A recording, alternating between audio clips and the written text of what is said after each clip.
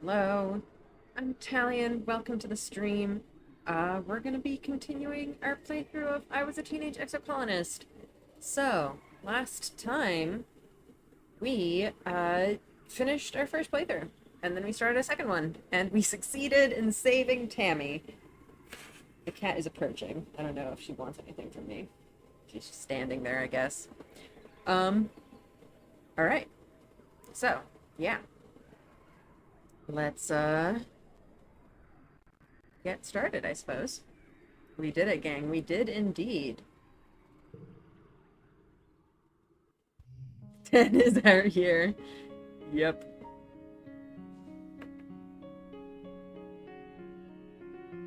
How's the audio, by the way? I feel like it's kind of quiet for me. It's just... I think it's just because there's a really loud air conditioner right next to me. Maybe I'll just turn it up on my end. Is the audio good for you guys, though? Because we did turn down the audio for last stream, and I did turn it back up, but, you know, just let me know if things are okay. Yeah, so we're back to baby. We are baby again, and this time we're being more social focused, as you can see. We're already almost at the first perk for creativity, good lord. By the way, I was also thinking about the whole sim thing, and I feel like saving him might actually not be that difficult. Because, first of all, I imagine that whole thing will just be different, now that we're on our second playthrough. Like, there could just be an option to try to do something to save him, like there was with Tammy.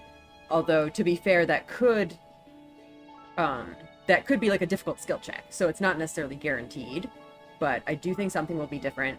The other thing is that out of everyone in the cast, Sim will believe us if we tell him we can see the future. So, like, we can just tell him. Unclear if that will be enough to, you know, avert his fate, but yeah, I feel like we don't necessarily need to approach it as a puzzle or something. I think we'll just let things happen and see where it gets us. Numi's gonna love us this time, yeah. That would be good, because I feel like Numi was one of the ones that we got the least progress on. I feel like, what, we got them up to like 50 something maybe? And then also, of course, we'll get a chance to hang out with Tammy, since, you know, she was dead last time. Also, in branching timelines, I wonder how romance affects things. Yeah. We shall see, I suppose. Not my buddy Dis. How are we with Dis? We have, like, nothing, right? Friendship 4. R.I.P. We are for sure averting the Venemony ship. We'll certainly try. I think if we just save Calm, that would probably do it. Because, first of all, she's not going to be as interested in the whole, like, military side of things. And second of all, even if she does start warming up to Vase, I feel like Calm would not be down for that. He'd just be like, why are you hanging out with that loser? And Anemone would respect him so much more than she does Vase. So... Hi, kitty. So cute. Man, look at our friendship with Tammy. Of course, all these other people are still locked, but I wonder how much information actually carries over. I guess we still have, yeah, we still have most of our stuff. I also wonder if Sim and Dis get officially together if you don't flirt with either. The polykill might have accidentally made things difficult. Yeah, I don't know.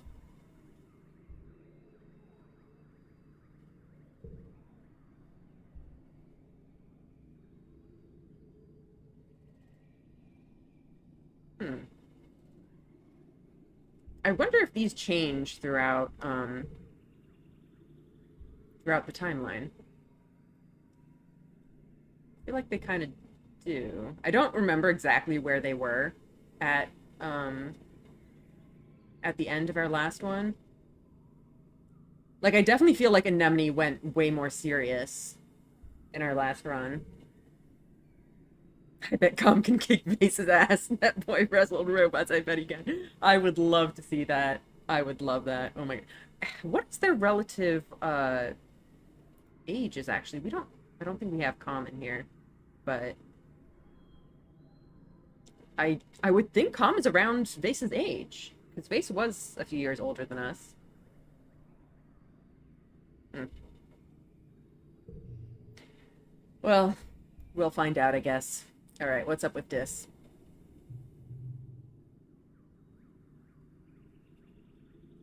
Yeah, so it's this thing.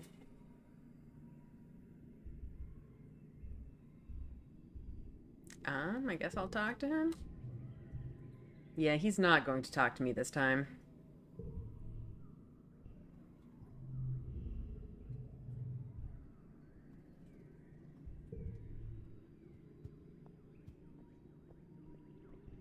I don't know if I'm really going to bother doing the rounds this time, seeing as I think we got most of the, like, standard dialogue. I'm sure later in the game, if we change the timeline enough, there's going to be different dialogue, but for now, I'm not sure if there's really much of a point. Not enough friendship.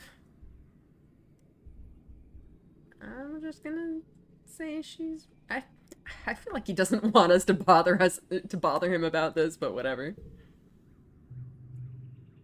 Okay, whatever, leave him alone. Shoulders slump in relief as you go. Poor kid. He finally, like, found something that he can just enjoy and relax, and we're trying to rat him out.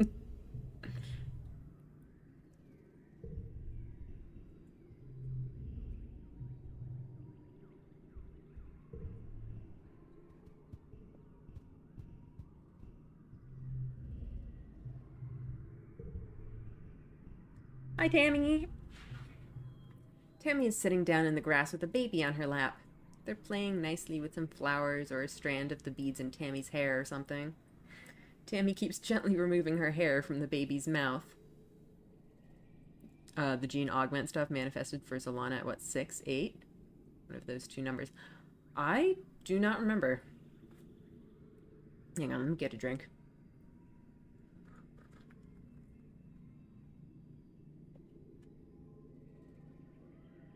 So I guess you're wondering if Dis's augment has manifested at this point? I'm entirely unclear on that whole thing. Like, you know, when they actually manifest, like whether he would have had that since birth or if, like, I think it's something that we brought up before too, that like there's a big difference between if he was like that from the start or if he like felt feelings normally for some time and then, you know, it kicked in and changed everything, because that would be pretty freaky.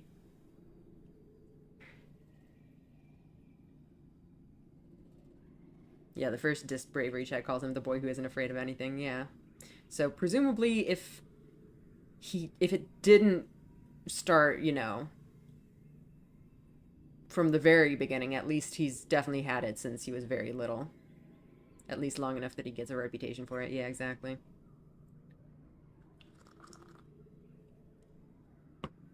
Alright.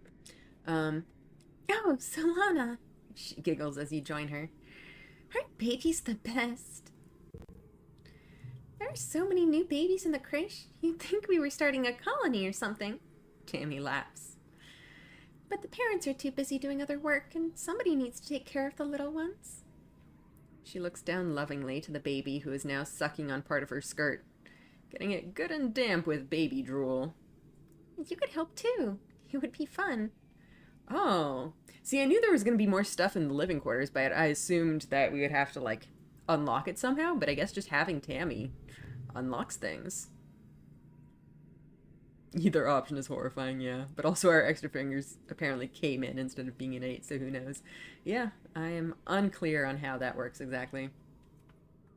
The baby chooses this moment to spit up a big puddle of pale yellow liquid onto Tammy's dress. Ew, gross. Oopsie. Tammy coos and picks the baby up. Then she holds them out towards you. Do take them for a minute while I find a towel, Solana. The baby hiccups and rolls their eyes. They still look a little queasy to you. This girl is a saint. She has so much patience for baby nonsense. It really takes all kinds, you know. I'm glad there are people here like her who can just take anything a baby throws at them.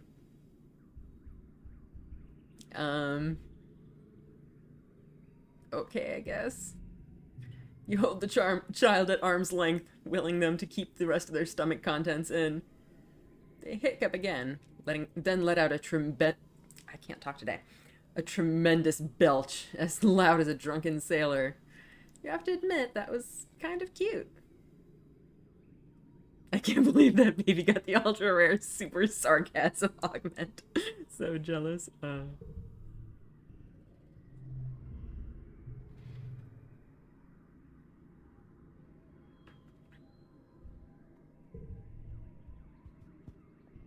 We should be friends with Mars this timeline too.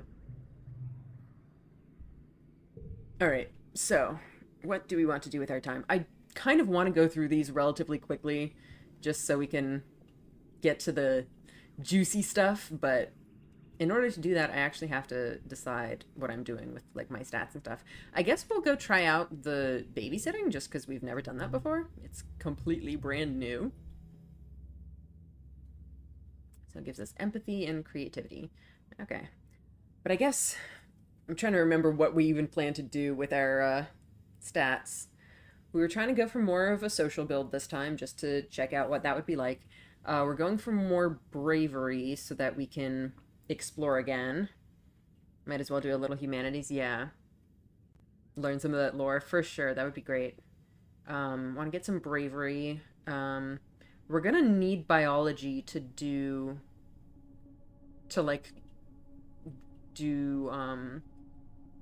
help with the famine and the shimmer and all that, but we already have a decent head start, so I think we're okay for now. Hello, Otis! Welcome to the stream. We haven't really done a lot yet. We unlocked babysitting, as you can see, and we had a brief chat with Tangent and Dis, where Dis did not tell us where he was going this time. But yeah. I'm just trying to remember what we were planning to work on just so that I'm not sitting around deciding before literally every event. Right, bravery, I think, was the main thing we wanted to start working on. Anything else we need? Oh, I really want to work on perception, because I think regardless of what kind of route we want to do, there's a lot of stuff that you can only get by exploring. And actually, if we're not really going for an exploration run, it's maybe even more important to get that last perk so that we can skip things and not spend all of our time exploring. So I definitely want to focus on that at some point. Unfortunately, I don't know if there's really anything that gives us perception aside from exploring. Like, there was stuff that you get later, like the lookout duty, I think, and whatnot. Yeah, we're close to creativity 1, but it's not something we're in a hurry to get, yeah. Yeah, so I think perception is a priority, but I don't know if there's really anything we can do anything about right now. Bravery is a priority so that we can get that exploration and get that perception. So I think those are the main things.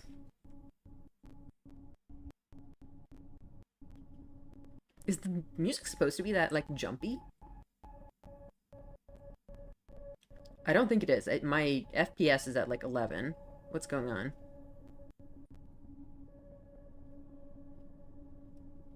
Okay, well, it seems to have recovered, maybe?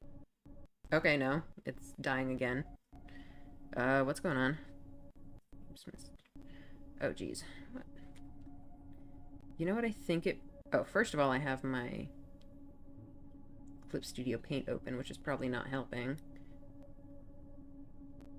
Second of all, I have VTube Studio running in a bigger window right now, which might be more rendering load. Maybe? Not sure. I think it's doing better now just from me closing the Clip Studio window. I guess let me know if anything else goes wrong and I'll try to fiddle with stuff some more. Maybe close some more stuff. Alright, let's move on. Hello, Solana. Antecedent greets you. Oh, sweetheart, I'm so happy you've come back to help. You know this place well. The creche, part preschool, part all-day daycare. You practically grew up here, cared for communally while your parents worked their shifts. A few kids even live in the creche full-time.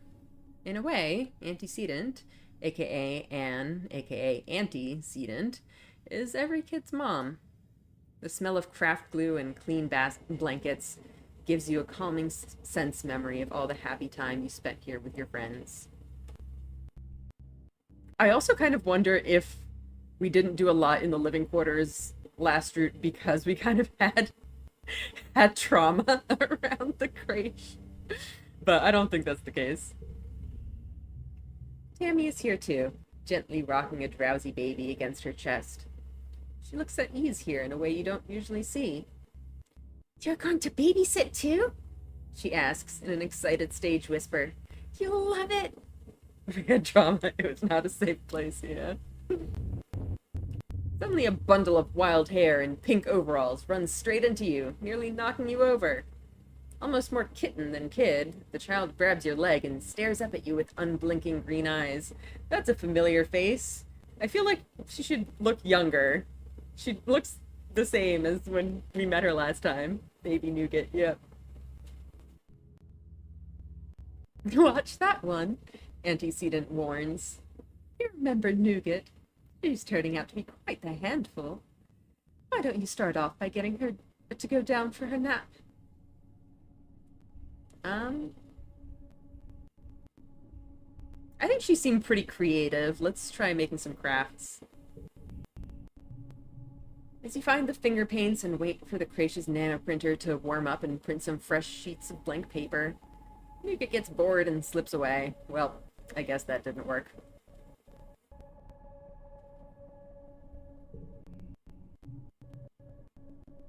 To quote an internet series, and then we grew up.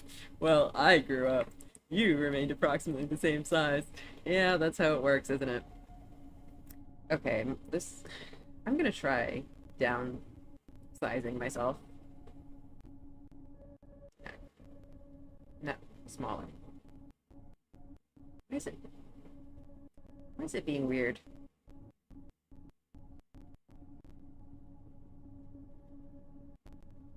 Oh boy. Not what I meant to do. Why can I not make the window smaller? I don't know what's going on. Alright, well.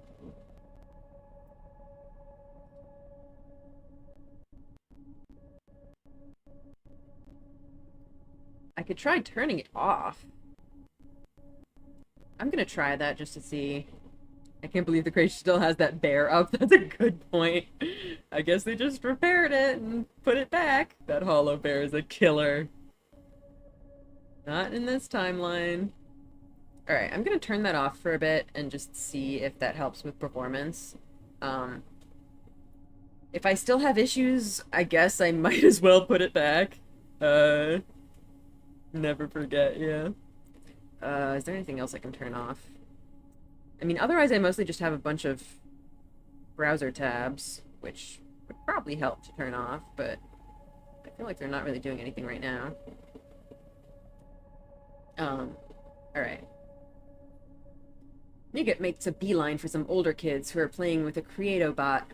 She charges in to pick up the bot and hug it, causing it to flail and whirl and knock both her and itself over. By the time you get to the scene of the crime, there are tears, and the other kids are upset about their broken bot. The commotion attracts the attention of Antecedent, who swoops in with hugs and tissues. Within minutes, she has it under control. Whoops, she says, hauling Nougat up to her hip with ease. Just a little mix-up. Don't worry, everyone. Solana will get that bot fixed up in a jiffy. I have to fix bots? I don't have the engineering for it. Oh, I have a little bit of engineering. 5 engineering, not bad. Can I make a straight with this? That's funny. Mm.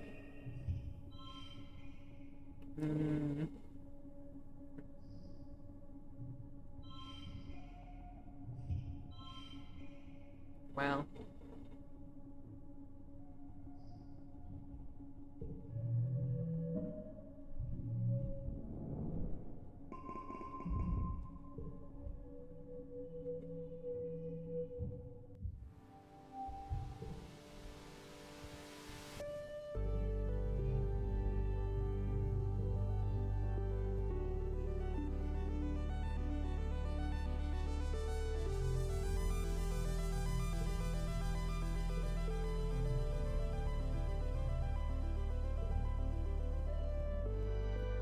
I'm sad that this doesn't like us.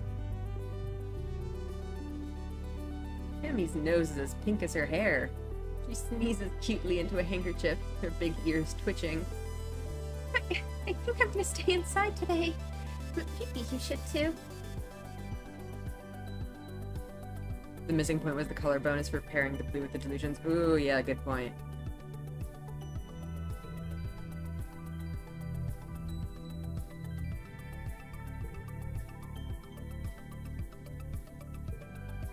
I guess Mom still just has tutorials. Oh no. He's sick! Yeah, it's totally fine. Totally fine. I'm a little bit nervous about the pollen now. Loyalty, interesting. Your mom sighs. Solana, life on Rotunda is going to be very hard if you let yourself be afraid of everything. Your dad cuts in. It's okay, kiddo. It's just how plants reproduce. The pollen might make your eyes itch, but you'll be fine. You want to tell them more about the bad feeling you have in your gut when you look at that pink haze, but you can't put it into words. Your dad's eyes look so sad. Maybe that's just the allergies. Hey, Solana. I know the last few weeks have been very hard for you. This might be a good time to relax and stick around in the quarters wing. Oh boy.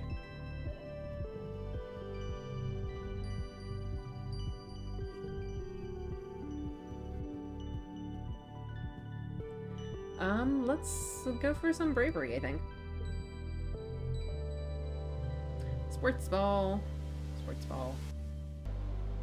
It's cool, guys. We'll cure the shimmer this run and stop the famine, and neither one of our parents will die of heart attacks. Yeah. I'm sure it'll be fine.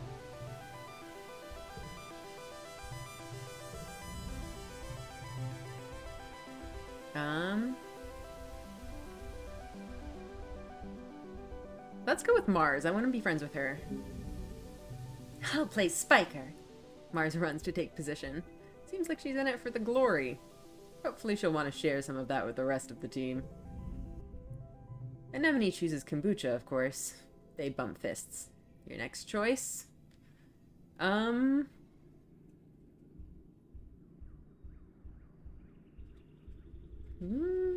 are good. I feel like Cal is probably the better player, but I don't know. I guess let's keep trying to be friends with Tammy. Yeah, I think we picked her last time too, and she was not very helpful. See, that is the face of a guy who will absolutely destroy his little sister's toxic boyfriend. Absolutely. It'll be great. Okay,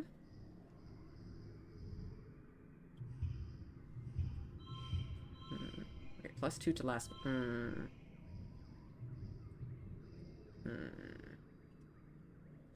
to last card. We can.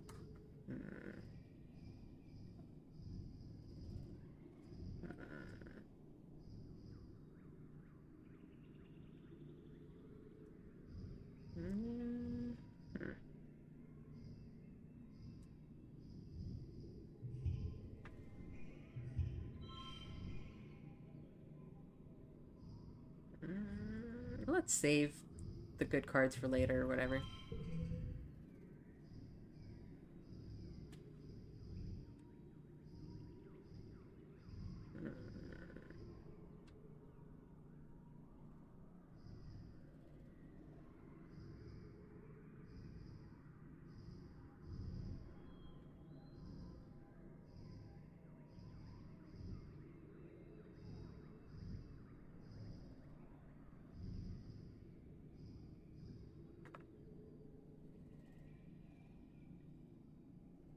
Could get a 0, 1, 2 straight, but then I guess we can't do a negative 1, 0, 1, 2 because the 2 will get forward.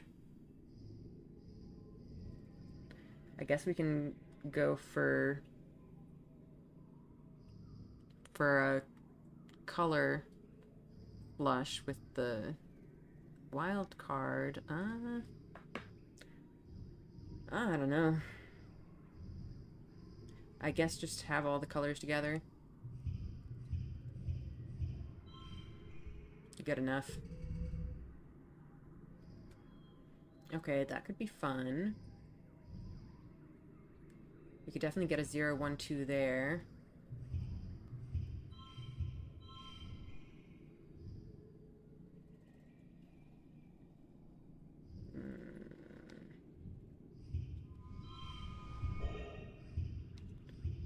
So like this we don't get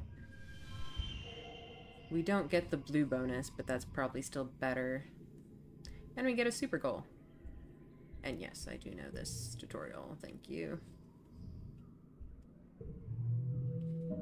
Max, nice.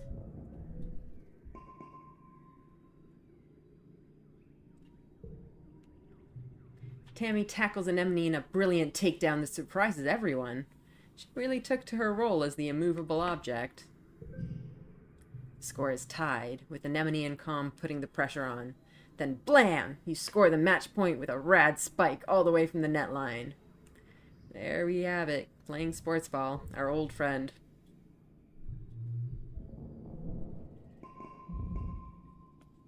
Alright, we got ourselves a little bit of bravery.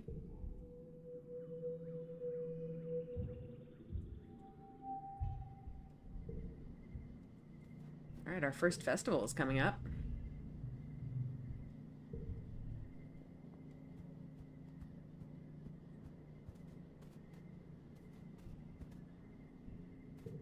I guess we'll just do the rounds real quick. Not that I really think we need to.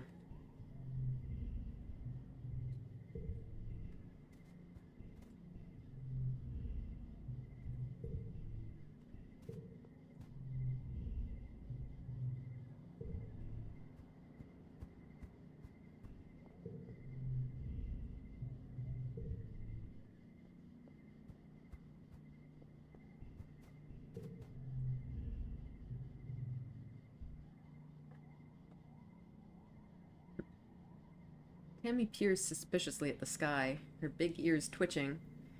The air is different here, she pouts. We've never lived somewhere where the air can be too dry, or too wet, or too hot or cold. It's almost as if the planet is alive. She shudders. Oh, that's a scary thought. Yeah, it is, isn't it? Oops. Alright. So, what to do? I guess keep doing more sports ball? Until we have a decent amount of bravery? Or try to get the creativity up, maybe? I don't know.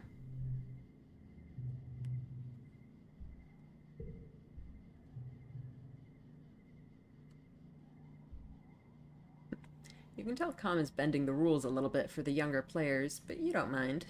It's important to start the kids on loving sports ball while they're still young and have tons of energy and enthusiasm. And Calm is really good at getting them to listen and keeping them interested.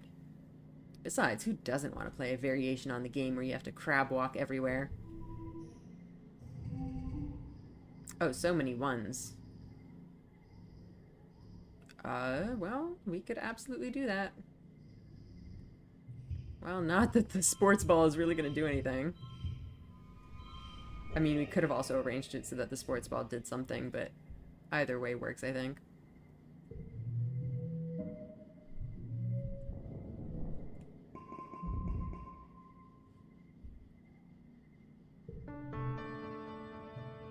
Alright, there we have it. Oh, I wonder if the speech is going to be different this time, because Tammy didn't die? I don't remember if the speech last year mentioned Tammy's death. I imagine it would have.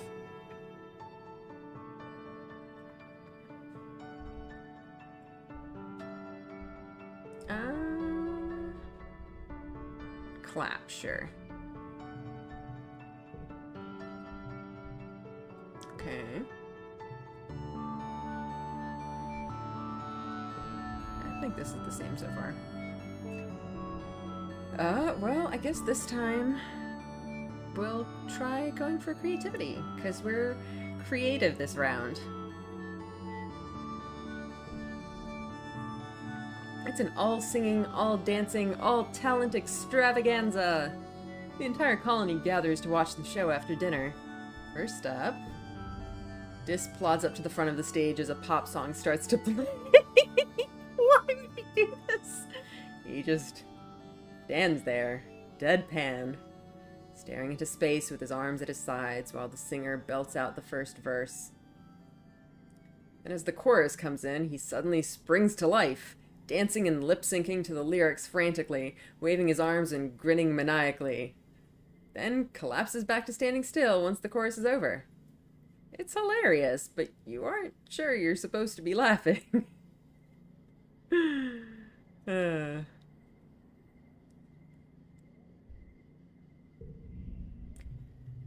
Next, Mars performs a choreographed dance routine to an old Earth song by an AI idol.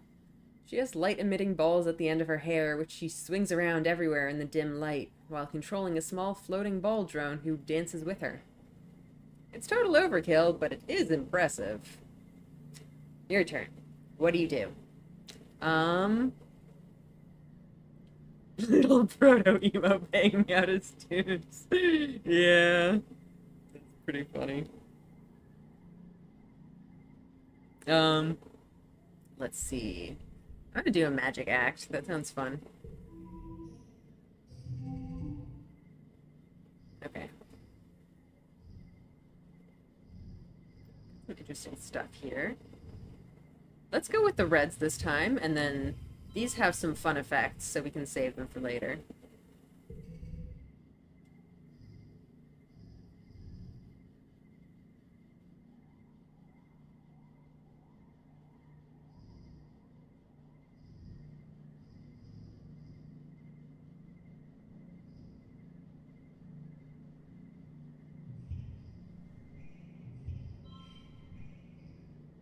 I guess we can go just for once? Oh, I'm stupid. Hmm.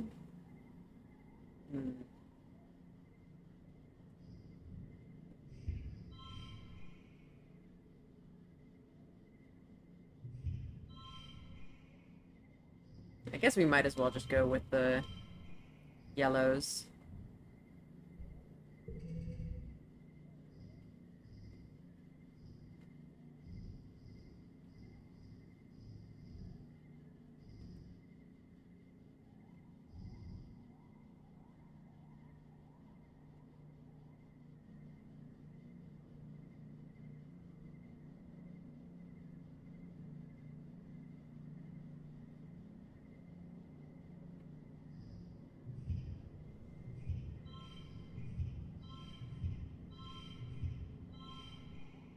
That, I guess.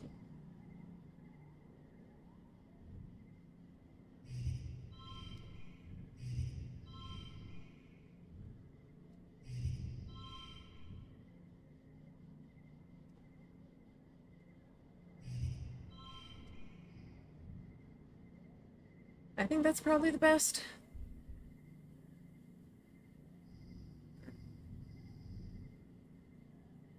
It's not enough.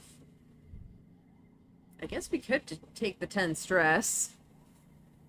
That's probably fine.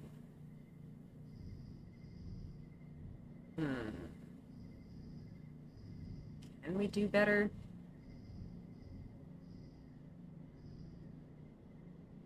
Wait, what if... There we go. But that didn't really help.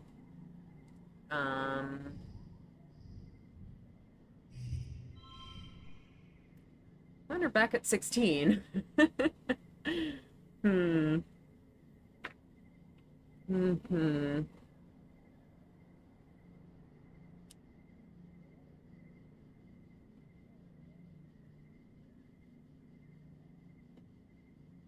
I mean, it's nice, but I don't think it's not enough. I guess we'll just take the 10 stress. Huh. Well, it was possible, apparently, but...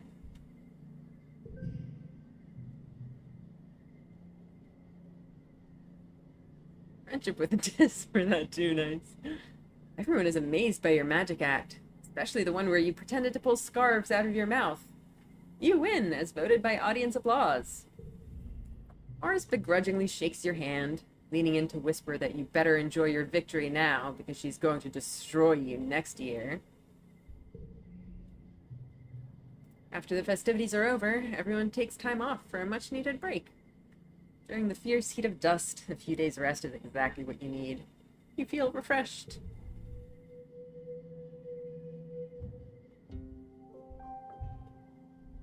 Alright. Oh. Shop clothes, which we really don't need. I guess we can check what we actually got, but I doubt it's anything useful. I see Tammy has a thing for us.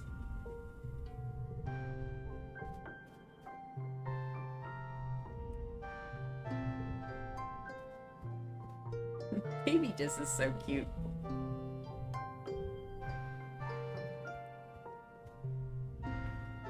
We don't exactly have the kudos to afford anything, yeah.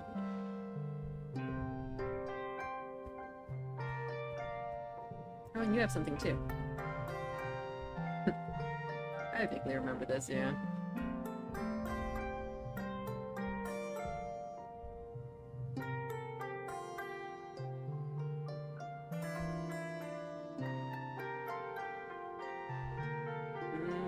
Yeah, don't bully my boy.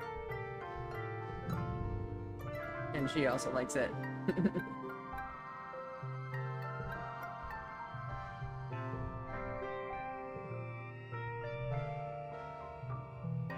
Oh yeah, there's this too.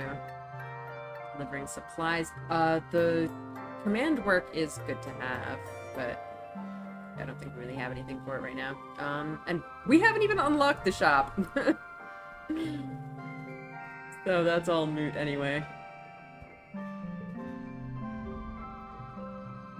Tammy almost doesn't notice you approach. She's bent over her hollow palm, intently taking notes, until you get close enough that her ears wiggle and she looks up, surprised. Hello, Solana. She greets you cheerfully. I'm so sorry, I didn't see you there. You ask her what she's studying, and she flushes pink and tugs on her ear. Oh, I'm not studying, she says.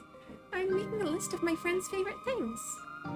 She laughs, a little embarrassed. And, well, you're my friend, Solana, so what's your favorite color? Okay, I'm curious about more. What other options do we have? The color of the monster behind you.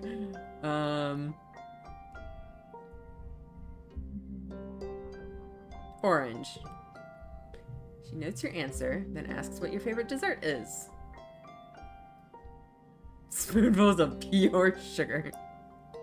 Dessert? I prefer the Sahara myself.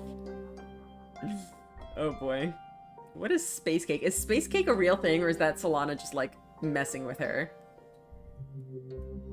Tammy, known dumbass, affectionate. Oh, I'm not studying. Yeah, true.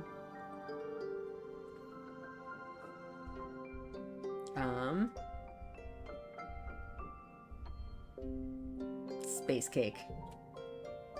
Tammy bounces in place. Yay! Space cake is my favorite, too. I think that's just what we call the cake we have. Understandable, I guess. Tammy carefully notes this as well. Okay, last question. What's your favorite toy?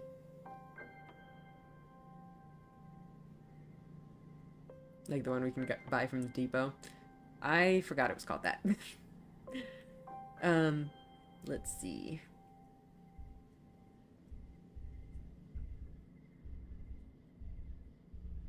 Dolls and action figures. Me too. She smiles. Okay, now I know what to get you for your birthday. Ask what her favorite things are. She presses her index fingers together shyly. I like the color yellow, and my dolls, and my favorite sweet is cake. Aw.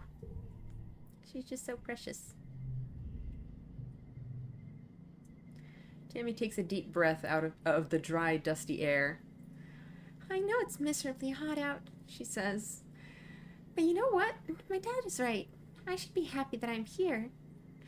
After that close call in the creche, I think I'm going to try to make this place feel like home. She nods, putting on a brave face.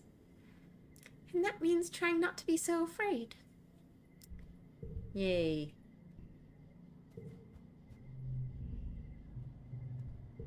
Alright, let's do some humanities. Learn some of the lore.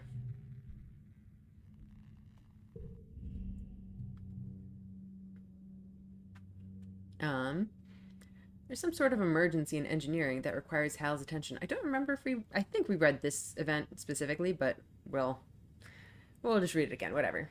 So today's class will be taught by the ship's artificial intelligence, Congruence.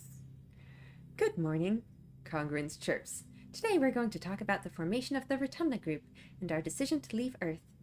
It's a very exciting topic, and we think you're finally ready to hear about it. Let's dig in. You know how it started? Economic and environmental instability, coupled with deeply entrenched hatreds, had thrown the Earth into chaos. And you know how it ended?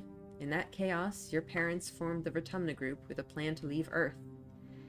20 years later, they and their star-born children, you, slid through a wormhole and ended up here, on a planet you called Rotunda. But there's so much you don't know. Congruence pulls up a hollow projection of an unassuming human with a firm, maternal gaze.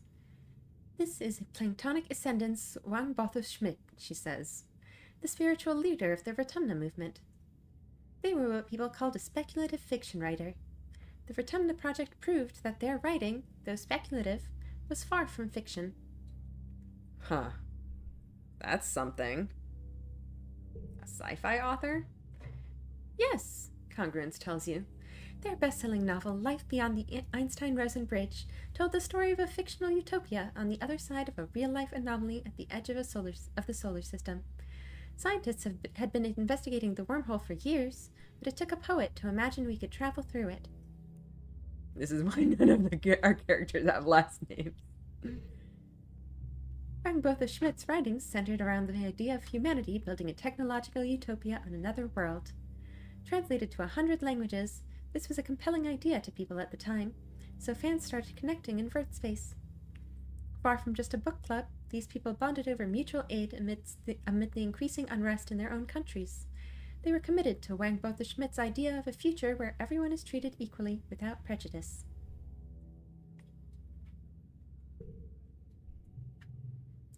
But they realized it couldn't be done online, Congruence tells you. Though committed to social justice, the group saw the impossibility of forming a truly egalitarian society while also reckoning with their own implicit biases in the diverse contexts of their real lives. They realized that this was the work of generations, and the solutions must look to the future, as Wang Bothus Schmidt did. Well, I definitely want to listen to the rest of this. They got together. The image of a squat concrete building with a rooftop garden replaces Wang Bothus Schmidt. Around the edges of the classroom, the holoprojector gives the impression of towering walls topped with razor wire. The first Rotunda colony, Congruence tells you. 400 people volunteered to sacrifice their own cultural beliefs to walk through these doors, agreeing to come up with a new way of life that would be taught to their children. Babies were conceived from egg and sperm donors chosen by lottery, and raised communally like you as the second generation of the Rotunda Group. Those babies were your parents. Huh. I mean, alright, I kind of have to ask. Was it some kind of cult? Yes, Congruence tells you cheerily. the Rotumna group was widely considered to be a non-religious cult. Membership was outlawed in some countries.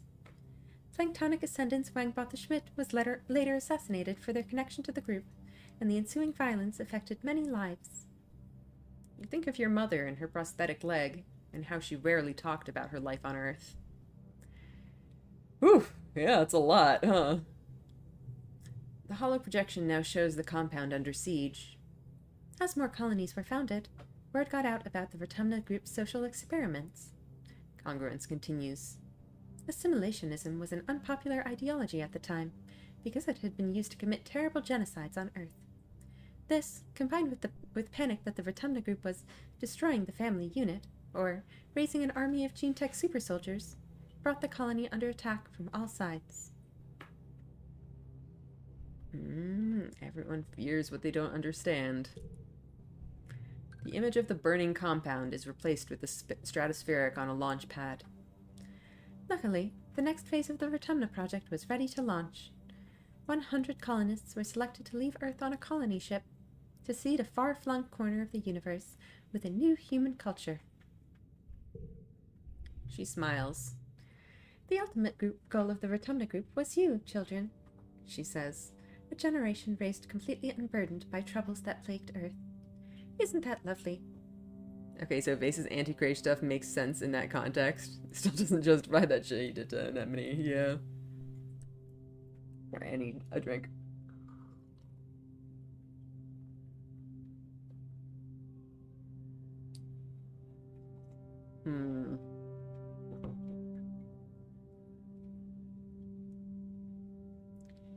Just that Helios probably did get more hardcore about the family unit and traditional values, etc., etc. Yeah, absolutely makes sense as a response to all this. What do I want to ask about? I kind of want to ask about all of this. Like, yeah, building a spaceship like this would take massive funding. I'm definitely wondering about that. I wonder, like, how big this group is, because it seems like, you know, this project was pretty selective. They just chose only 100 colonists. And clearly we do have, you know, the rest of the community back on Earth that we supposedly at least attempted to communicate with. It sounds like it has not been going so well, but yeah, I do wonder about them, though. Orbital voyages were a hobby for the ultra-rich in an earlier century, so there were several relics to be found in museums. Congruence replies. The difficulty was not in acquiring a ship, but in making it spaceworthy and in the logistics of the launch itself. What does that mean, several relics to be found in museums? Like, you can't just take something from a museum that easily. Like, did they buy them or did they steal them, is my question. What does that mean? Congruence, what does that mean?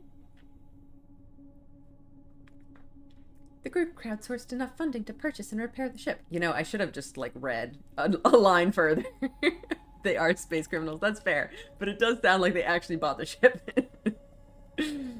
Congruence smiles. As for logistics, well, you are speaking to the solution right now. I was acquired by connected group members, along with the gene tech that created you and your parents. So this acquired is stolen. The ship presumably was bought, unless Congruence is lying to us, and or Congruence was lied to. Yeah, they bought the ship, they acquired Congruence et al. Hello, kitty. The fluffy one has returned. So cute. What was Earth like when they left? Or, I guess, wait, I forgot to read that part. The Stratospheric was the first manned vessel to navigate the wormhole at the edge of the solar system. Given the state Earth was in when it left, it may have been the last. Oh boy. Yeah, what was Earth like when they left then? Terrible. Congruence shows you some dire demographics. The institutions that had given people the illusion of safety were torn down, and wars were rampant, both resource-based and ideological. Large parts of Earth were rendered Blah, blah, blah, blah. uninhabitable by climate change, pollution, and nuclear war, especially the critical food-growing regions of the world. The Rotunda Group weren't the only ones trying to escape Earth, but as far as we know, we are the only success. So nobody on Earth was like us? The Rotunda Group members have a unique culture, Congruence replies. but it's formed from a combination of many heritages from Earth.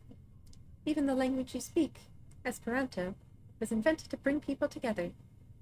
And don't worry, Congruence exclaims. you brought your best heritage with you. You're humans. So we're all speaking Esperanto. That's a fun bit of trivia. That's cute. So much information. Here they are. Your head is so stuffed with ideas it might burst. Professor Hal and your parents never mentioned this stuff before. They waited to tell you because they wanted you to grow up without feeling different based on your genetic makeup or family history. It's hard to imagine having a different culture than your neighbors. You wonder what it's like. Everyone's celebrating different holidays, eating different food, speaking different languages. Are you missing out, or are you better without it, like the original colonists believed? It's hard to say, as the decision was made for you long before you were born. All you can do is be the best Solana you can be. I'll admit there's an interesting kind of propaganda and tell 10-year-olds literally everything about the world outside in blunt, harsh truths. Yeah, that is interesting. That, like, the world is terrible, but in here, everything's great and fine.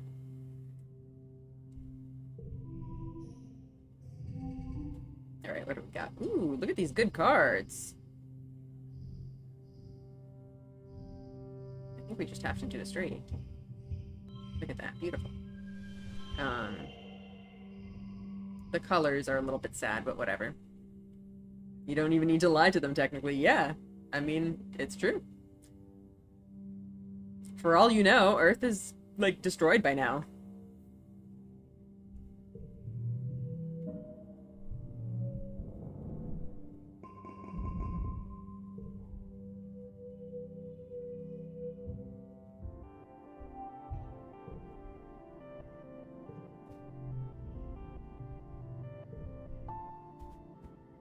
Sammy!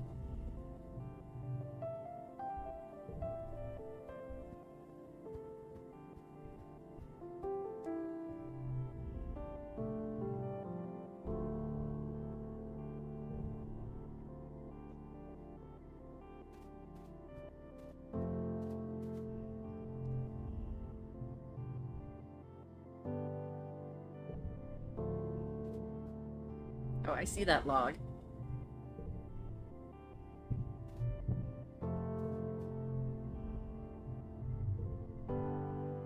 Perhaps one day it can even be for dog.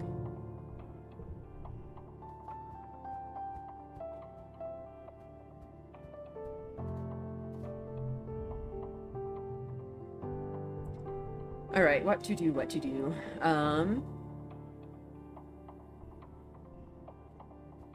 Let's also try to work on our reasoning a little bit. Just that we're not totally dumb. Because that... I remember that messed us up so many times. Okay, this feels familiar. I think we've already done this. Or at least that bit of dialogue.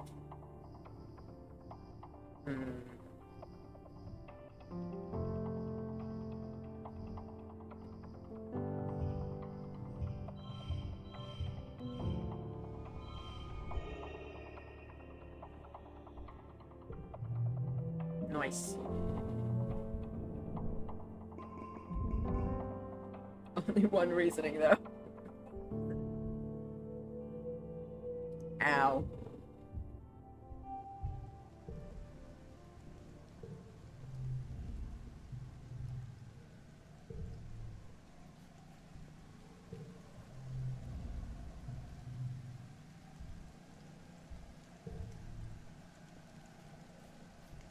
Oh. This has a thing. What do you have to say, Dis? It's pouring rain, and everyone's trying to stay dry under the grass-roofed palapas. Everyone except Dis. Off in the distance, over at the wall near the sports ball field, he's definitely sulking. I do not want to tell someone. I feel like that's so mean. Just let him do his thing.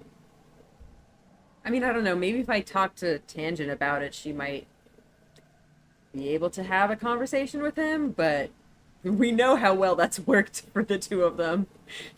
Having conversations. I don't know if they ever even try. I guess we just ignore him. Unfortunately, there's not really much we can do with him right now. Those twins and their intensity, yeah.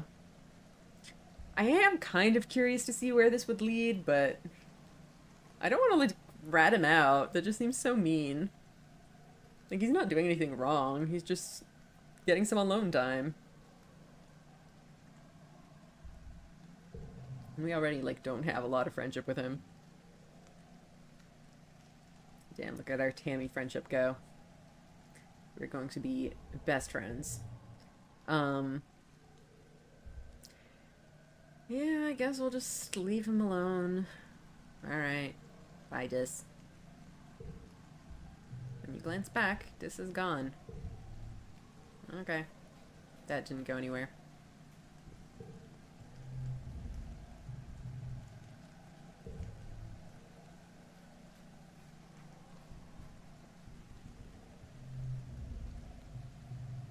Tammy twirls her umbrella and extends a tentative hand out to feel the cascading rain.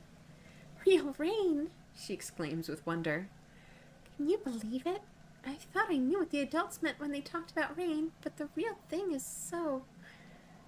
She smiles. It's wonderful. I love it. Alright, well... What do we do now?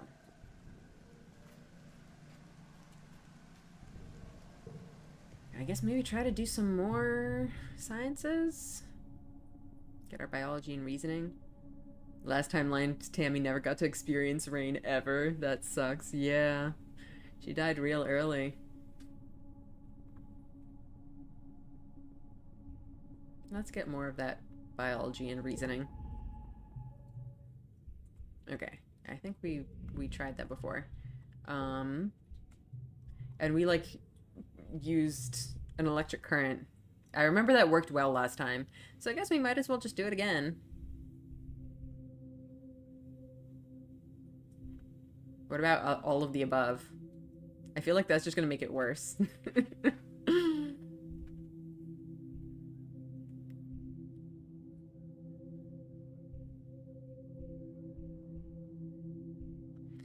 Bright grow light probably isn't good if they like stormy regions, because then they probably prefer cloudy conditions rather than direct sunlight. Didn't we figure it out last time? Yeah, we ran an electric current through it and it worked.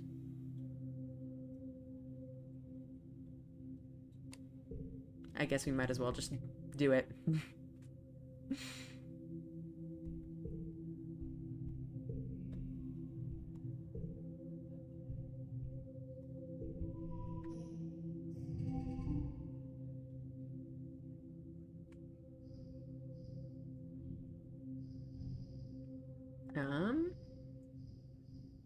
This one to this card could be fun.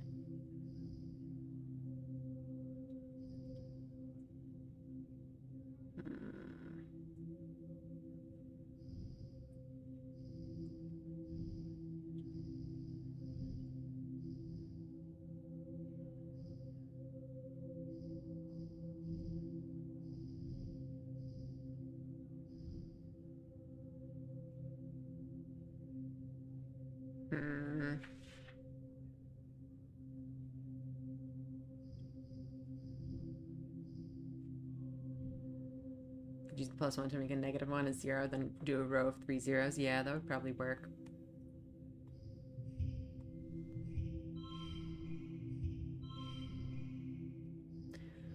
Unfortunately we can't keep the flush all the way, but 4 is still pretty good. Nice, look at that. Doing well in biology, too. Yep.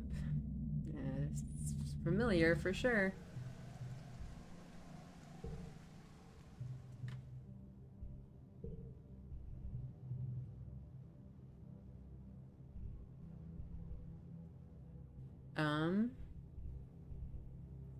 Let's see. I think we played in the rain last time. Let's try something different. Let's go to our parents. Lots of loyalty, huh? Your dad is awake, too, watching the rain from the large porthole in the kitchenette. He gives you a hug and you gaze out together. This is good, he says, quietly. It means we'll have plenty of water for the crops. Pure, healthy water. Just like on Earth. Everything's gonna be okay, my little potato. You hug your dad tight and hope he's right. Aw. Cute. Oh, we're getting close to that glow. Cat, get down from there. Hey.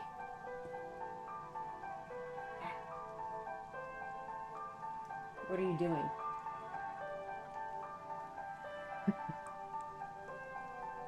Come here. I got the creature. So cute.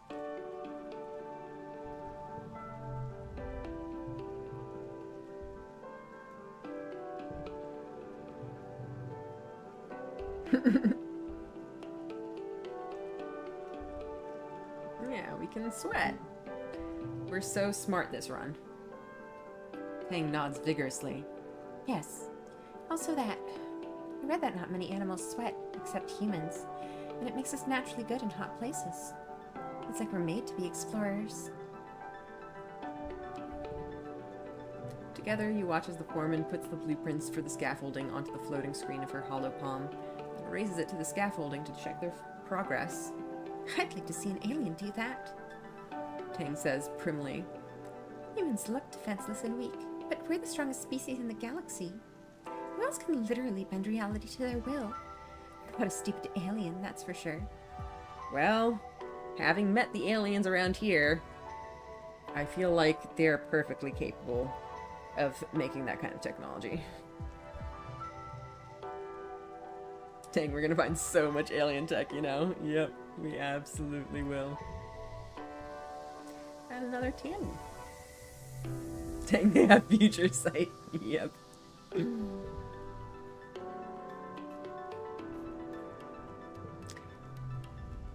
Creature has engaged armrest loaf mode.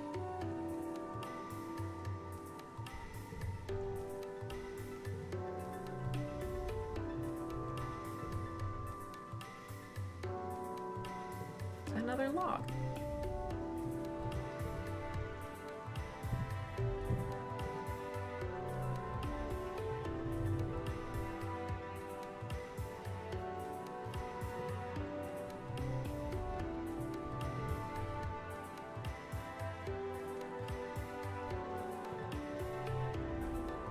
Emmy is sitting on a little stool in the sun, reading a fairy tale picture book on her hollow palm. She sighs. You okay? I'm okay. She hesitates. It's just, look at all the pictures of these princes and princesses. The princes are always the taller ones. I'm so big. I'm even taller than Cal. How can he be my prince if I'm bigger than him? Girl, I'm sure he's gonna grow way taller than you. Though to be fair, it would be fun if Tammy also grew up to just be really tall. Tammy rolls her an illusion and we're gonna beat up Vase when he says otherwise. That is such a good point. It's true. Tammy is the tallest kid you know. Taller than the boys. Even Cal, who's a year older. You know she and Cal are close friends, but you never thought of him as her prince before. Ooh, flirts with Tammy. At 10 years old, lovely. But again, like we've seen in this game, that flirting doesn't necessarily, you know, mean anything super serious. Being tall is awesome. You list off all the things you can think of. You can reach high things and hit rad spikes in sports ball, and you can see over other people's heads in a crowd. Plus, you tell her, tall people give the most amazing hugs. She goes for the bait and gives you a big hug. Thank you, Solana. You're a good friend.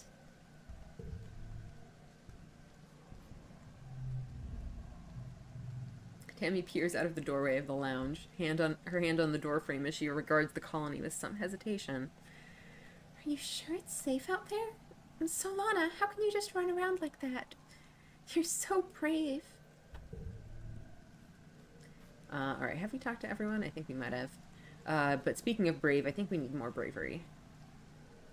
It's not going up very fast.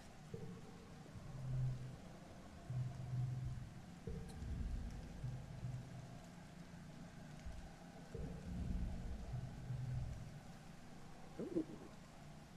I'll talk to Mars in private. We have enough persuasion this time. Look at us having persuasion! I never thought I'd see the day. Oh, he doesn't like that. You pull Mars aside before the second down. You explain that she needs to change her behavior. She gets defensive and angry, but seems to understand what you're saying. I'm fine, she says. I get it. If I hog the ball and don't pass it to players who are worse than me, they'll never get better. I guess you have a point. Mars tries your teamwork theory out, and the three of you sweep the floor with the other team. She does a fairly good job of actually being team captain, too, encouraging you and Anemone to play your best. Turns out Mars likes winning even more than she likes being one with the ball. That's cute. Alright, give us that bravery. It's interesting when you challenge Mars, she likes it, but when you tell her she needs to change, she doesn't. Yeah.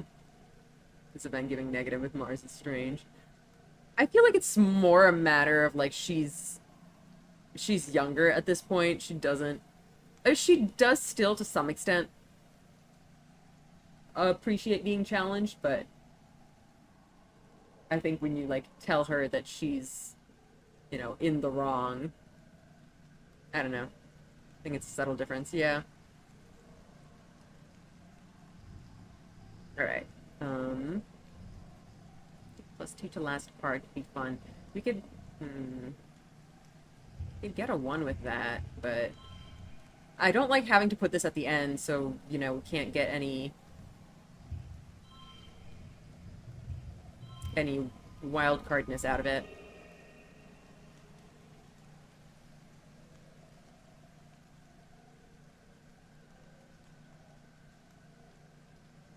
I think that works, though. Well, apparently it's the best we can do, so I think it's probably fine. I don't like what you're doing, and I'm standing up for myself as one thing. Mars is literally shameless, so I think she processes that as weirdly a form of approval. Huh.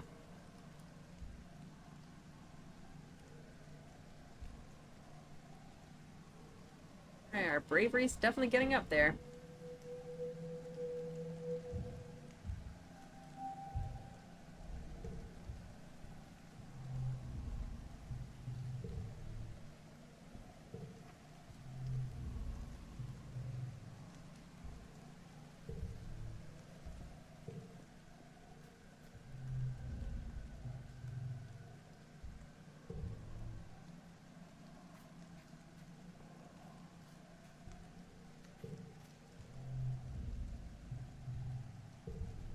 We haven't really done anything in the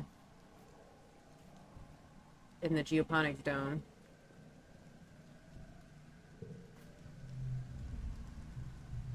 Maybe we should do that. At least for a little bit. Yeah, we can, like, shovel dirt, which gives us toughness, I think? Yeah, it's just toughness. Which, I don't know if we really need that much. We probably need to do at least a little bit of work in there to unlock other stuff.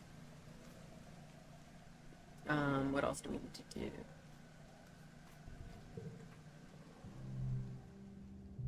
What does the babysitting give us again? But telling her she needs to change her behavior in order to keep receiving your friendship maybe affects her in a weird way. Yeah, I could see that. Like, normally being told you're doing something wrong would trigger the shame reaction, but without that reaction, Mars might be having some kind of weird mental feedback. It's feeling bad but can't process it through the same way someone else would.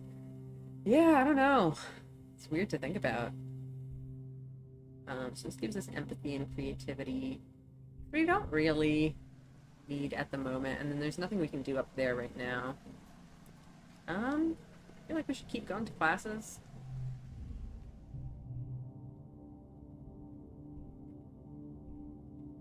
TLDR, taking away children's emotions is a bad idea for Dumna Project. For sure. Yeah, let's keep going with the life sciences, try to get our reasoning up a little bit. You ask a question in class and are embarrassed when everybody laughs. Guess it was something you were supposed to know? I thought Professor Hal said there were no dumb questions. Oh, yikes. Alright, well, we have some ones. I guess, I don't know if this really matters much. Okay, well, that's a win.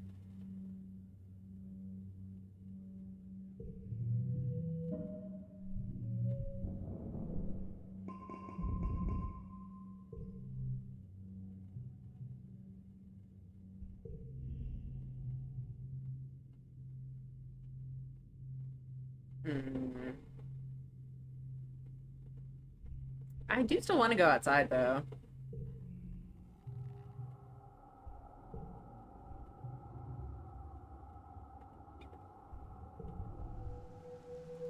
Here we are. Our first glow. I'm sure Tammy's gonna be inside, too.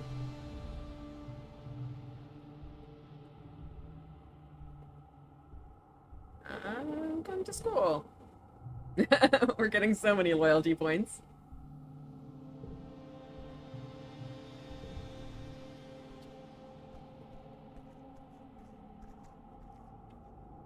It's gonna be hard to see stuff on the ground in Glow without our perception bonus.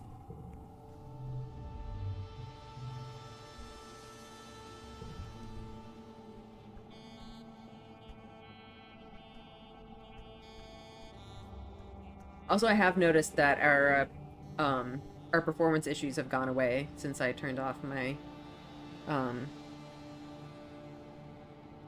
my avatar, so I guess it's gonna stay that way for now. Alright, so what do we actually want to do for Glow?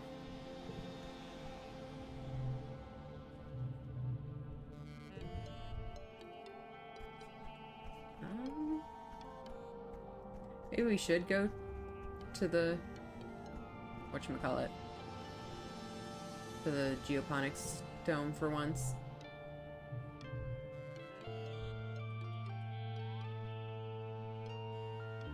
Tough enough or brave enough.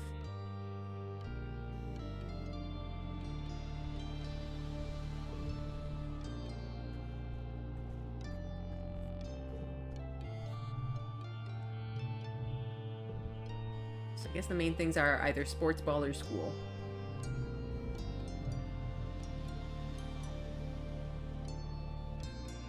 Let's do school.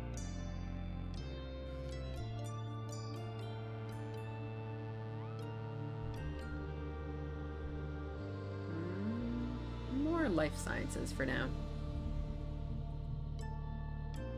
I think we've seen this too.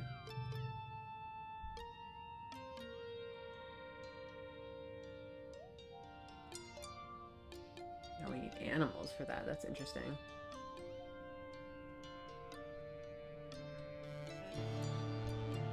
Okay, do we want to try that, or do we want to just honestly admit that we don't know? Let's go for the silly answer. You stammer after being put on the spot and say the first thing that comes to mind. That might work. Al smiles. But Hopeyes don't have wings. He gestures to the picture of one right in front of you on the holo projector. They thump their feet to warn other Hopeyes in the area. Then they hop away very quickly. You look over to see Tang smirking at you. You both got it wrong, but she still thinks she's better than you. I mean, her answer wasn't actually, like, completely wrong. Mine was.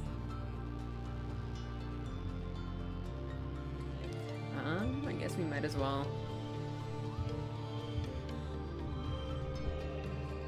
Look at that. Got a +5 out of it. That's true.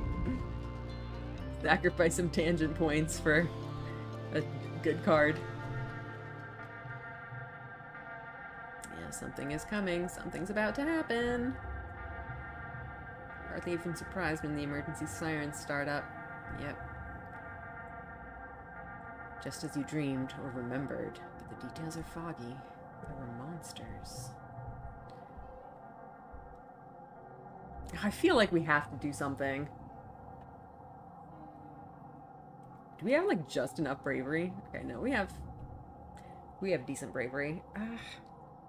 Like, I don't want to be as reckless this run as I was last time, just to shake things up a little bit, but I don't know.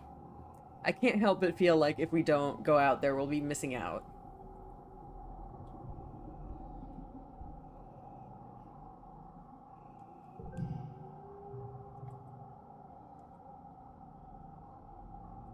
Try your best to be brave and fight back. First you dodge some helpful grown-ups who point you back to the creche, then you head outside to get your bearings. So last time this was where we stared down the beast. We went to geoponics, and there we saw the eye creature. I guess we can just try the other option this time and see what's in command? Security Chief Rhett and 3 officers are defending the door to the command wing. They're too busy to notice you, because a terrifying insectoid creature is slashing at them with its razor-sharp forelegs. The monster kicks one of the officers and her rifle flies out of her hands. It skitters across the ground toward you. Oh boy. Is throwing a rifle a good idea? I feel like that's a terrible idea. But I feel like we're gonna try to do it. You do, and the security officer shoots the monster in the side. It scuttles away, leaving a trail of bright blue blood that glows faintly in the perpetual night. Depends on what safeties are like in the space future, yeah. After the all-clear is called, you decide not to tell your parents how close you got to the fighting. You know your mom would be furious. Alright, well that did something. At least nobody was killed this time. Welp.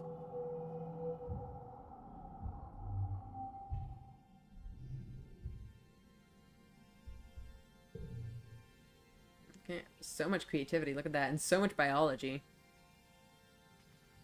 Cool stuff. On to age 11.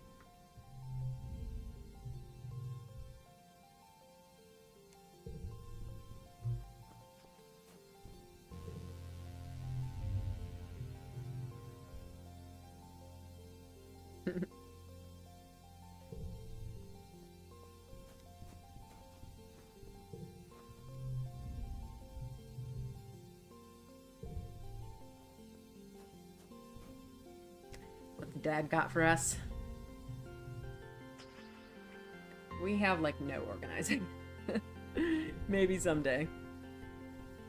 Kitty is back again. Hello.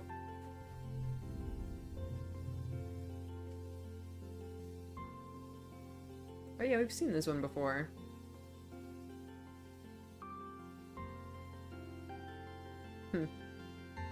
What happened?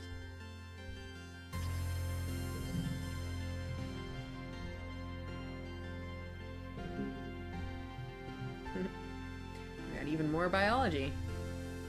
Sorting, let him sort, yeah.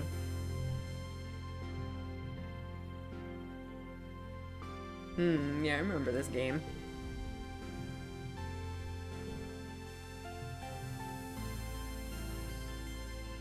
Yeah, let's do it. Put on the blindfold. Alright, we'll do our best. Get it right.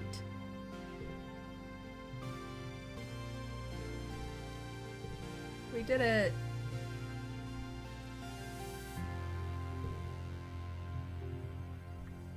Oh no. We need more empathy. We were pretty close, right? Oh my gosh, we're at 18. So close. Yeah, we failed this last time too.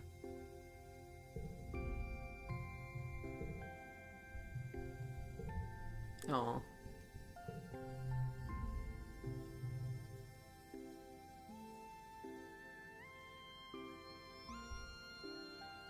Oh yeah, Dad gets us a little boost. I guess if we get Dad boost, we can do something today instead of resting. We can push that back by another month. I feel like we don't need to though. Kitty. So cute. Although I guess we might as well. Dad hug. Okay. What do we do this time then? We do have bonus to physical skill increases. We're not really working on any physical skills though. We want perception at some point, but I don't think we have any way to get it right now. Yeah, there's sports ball. What gives us perception?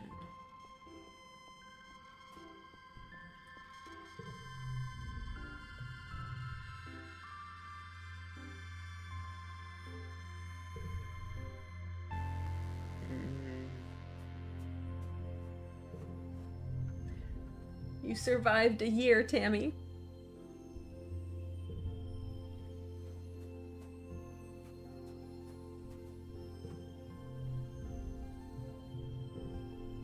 Alright, what do we do? Not a ton of options right now.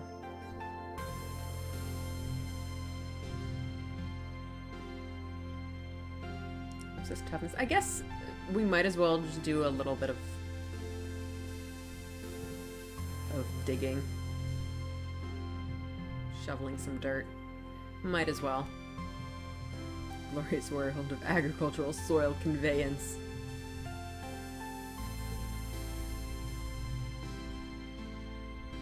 Why not use hydroponics?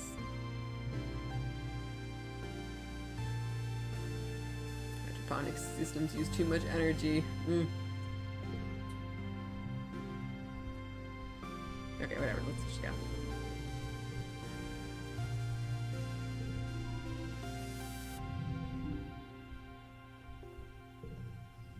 Okay.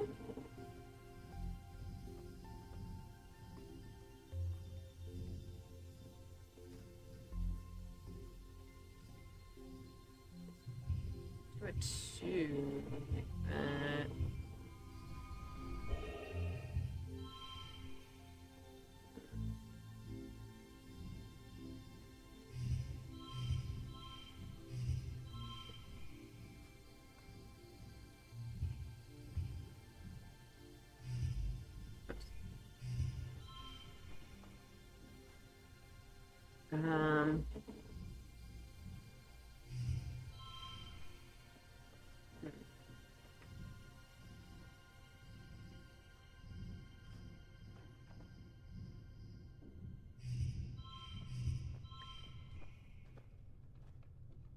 Yeah, that definitely made it worse.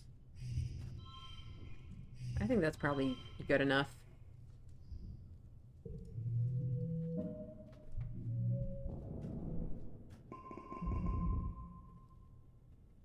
Decent amount of toughness now.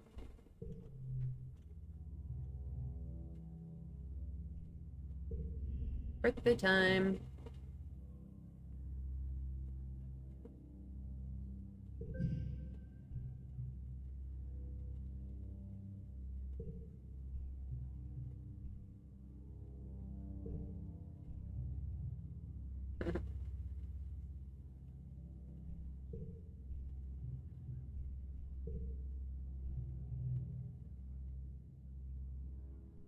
Oh boy. Do we want to keep going with the child prophet shtick? I kind of really want to. We do get more delusion cards, but, you know.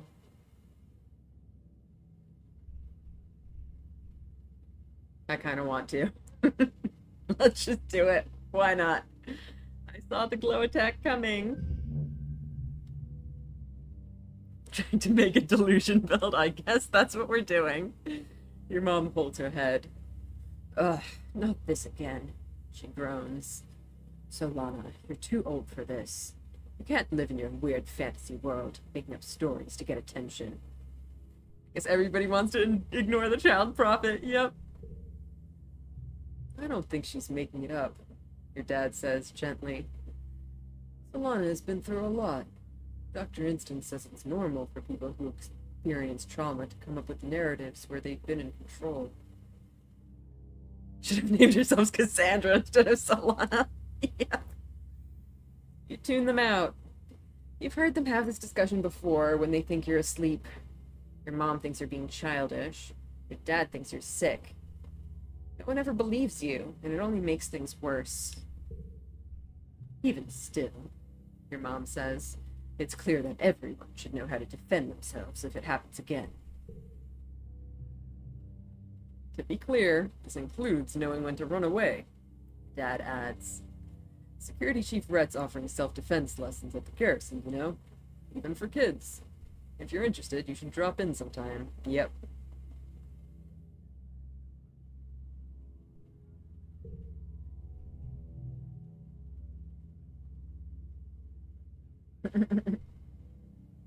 Your mom gives you a stern look. And I've heard stories of kids sneaking outside the walls, she says grimly. If I catch you doing that, I'm going to put a chip in your ear. You laugh. What a good joke. Your mom doesn't laugh. Me never. Yeah, you better never, your mom retorts, crossing her arms. I feel like this is what happened last time, too. We went very loyal in our younger years and then swung back towards rebellion later.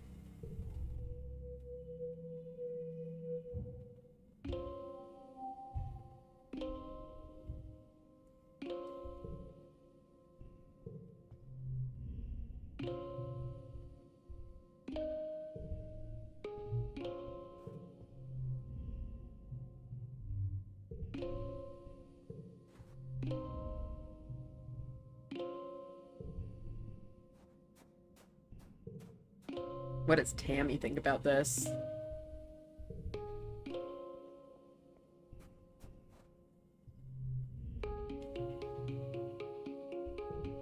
She doesn't say anything about it yet.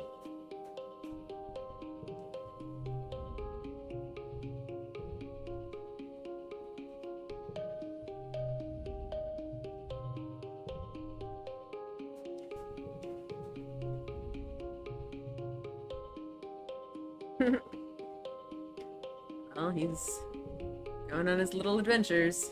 Okay, well, we need to sleep.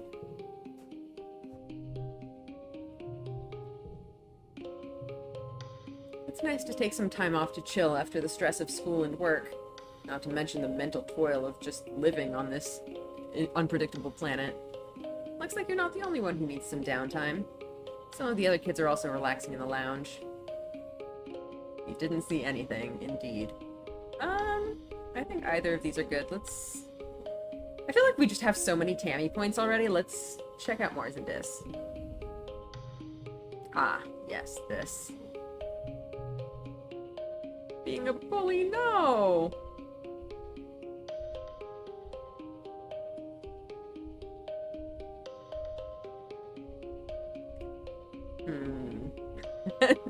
I'm kind of tempted to do a sniff test. Would he be offended by that?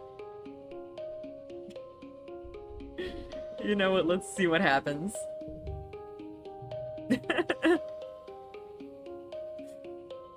Oh no. Mars didn't like that. Somehow we're still messing up with her. You make a show of sniffing the air around Dis as he stands uncomfortably still. His clothes are a little dirty, but he smells fine to you. Kind of faintly boyish, like leaves and grass. You tell this to Mars.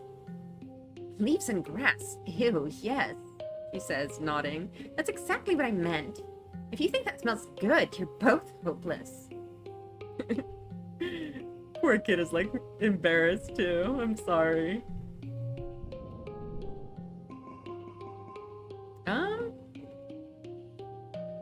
I feel like we might as well start forgetting the zeros. Like, who needs zeros?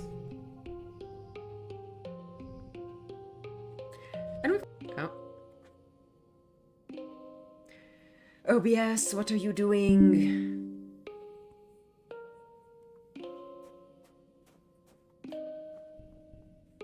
Oh yeah, what's going on in the... Oh, we have this.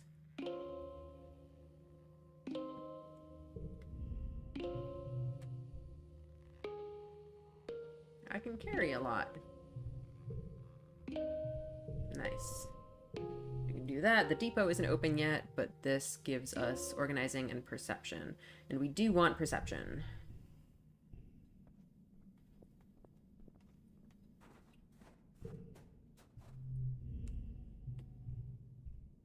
And organizing will give us stuff with Mom.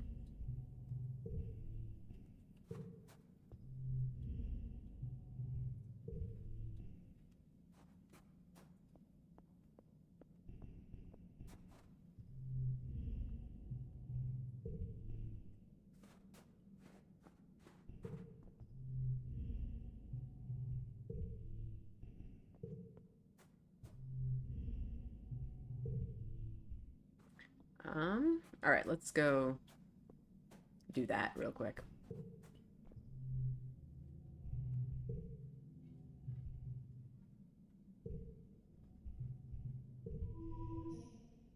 Well, cool. We could get some 2s.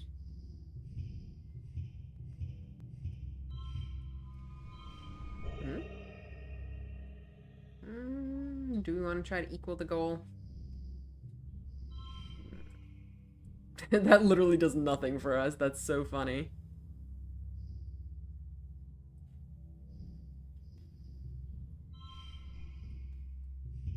Oops.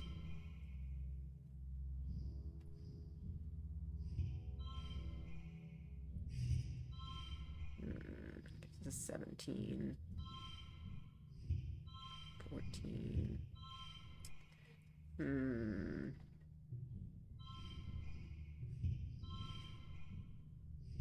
Ah, so close.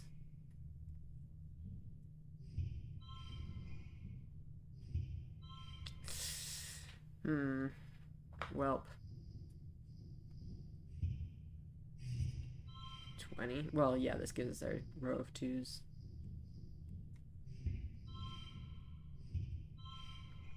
Honestly, this is just not even contributing anything at this point. Yeah, I don't know if we can.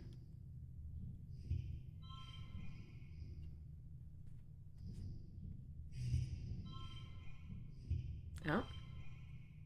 Okay, that did it. It's like, how are you so shitty at this? I guess with 24 we could have made it to the super goal. Oh well. Oh right, heroic status. This is, I think, the last month of it. So good that we got that. We get extra organizing from our fingers too.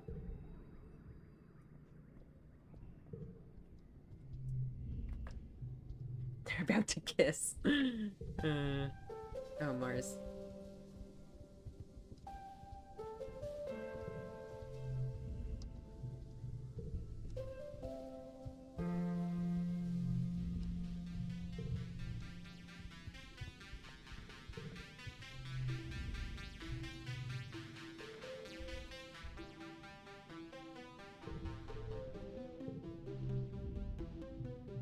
Tammy is sitting in the lounge, quietly looking out the window at the colony. Everyone is so busy doing important things, she remarks. Working the creche is pretty hard work, but antecedent makes it look so easy it almost feels like playing. Aw.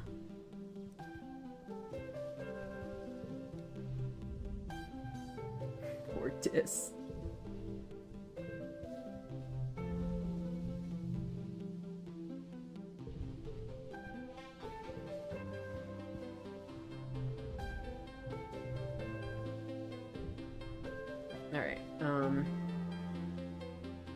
What do we want to get? I guess we can check out the new defense training. Combatant animals. Saving Tammy does have one notable side effect. She's gonna have such a rough time with the Helio kids. Yeah, we'll see how that goes. I don't know if we really need this right now.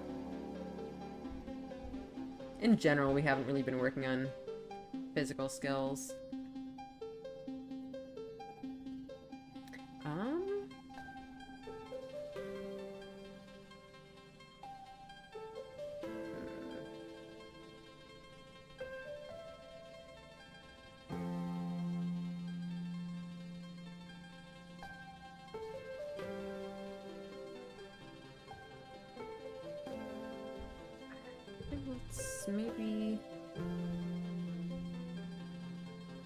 Let's maybe work on our exploration prep some more, which means perception and or bravery.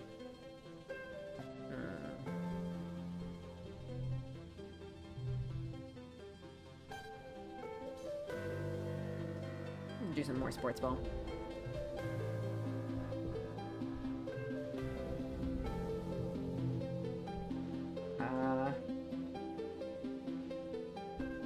Choose a thicker, heavier one. Bravery, yeah.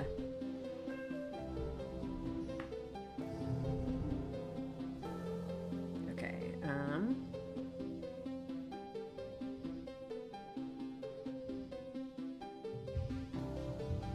I guess there's this. For 47, yikes. We're gonna have a hard time with that.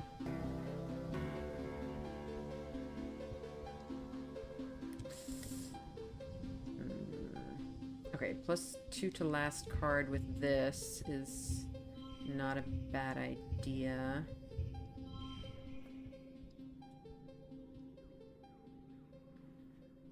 And then just either one of these, I guess. Oof. Yeah, I don't think we're gonna make it.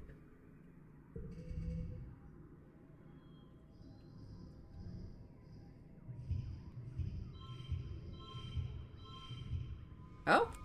Damn! We made it! And we even got the total equals goal. Incredible.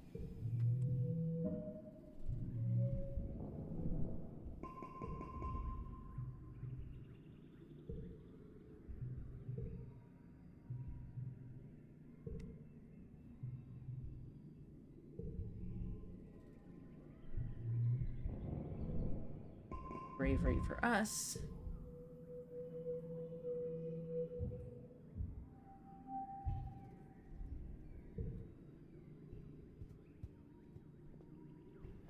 Nemi, what do you have to say? Big bugs. You know, I actually don't remember if we got this one before. Let's just read it out.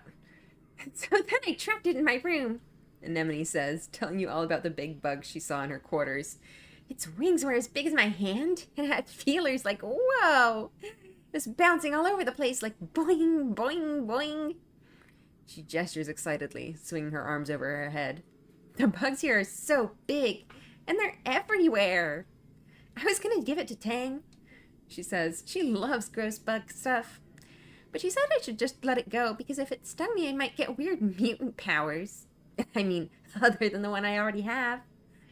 And I wanted to see if I got more weird mutant powers. So I started jumping around off higher and higher things until I was jumping off the back of the ship. And I got in so much trouble. But it wasn't even that high. She stops in her tracks. Hold on, she says, stooping to rub irritably at her knees for probably the 100th time in the past 5 minutes. I'm gonna die. I busted up my knees and it's so itchy when my scales grow in. Yeah, I remember this. This is when we learned about her scales. Yeah.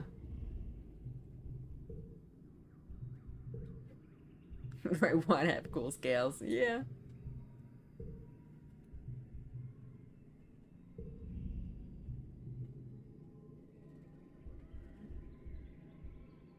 Should be more careful. She doesn't care.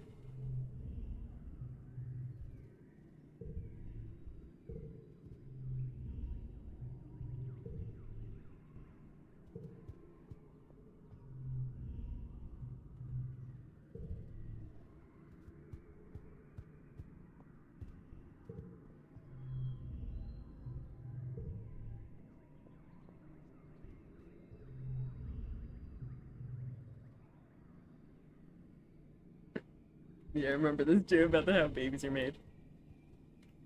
Tammy, what do you have to say? Tammy is at the door of the lounge, holding a tray of freshly baked sweets. Oh, Solana! She exclaims, handing one out to a passing child. You're just in time to try my new soy sweet flavor. She places one in your hand. It's still warm and slightly squishy.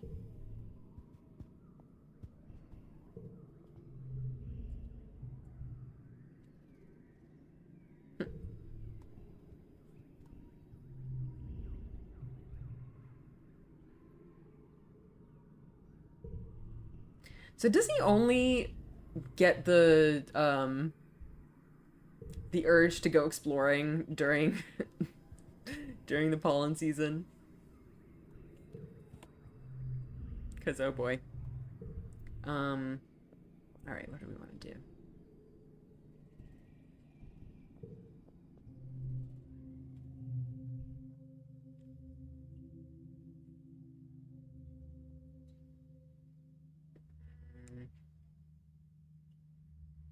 It's the shimmer. It's changing him. Yeah.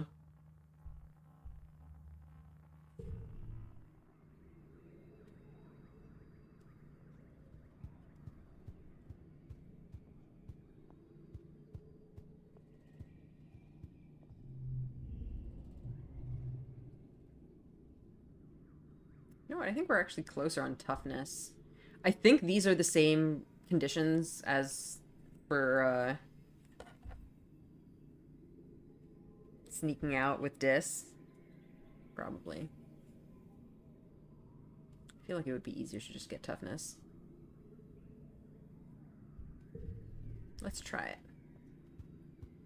Let's try the toughness approach instead. Because we do get the +3 toughness over here. The little thing isn't popping up for some reason, but yeah, there it is.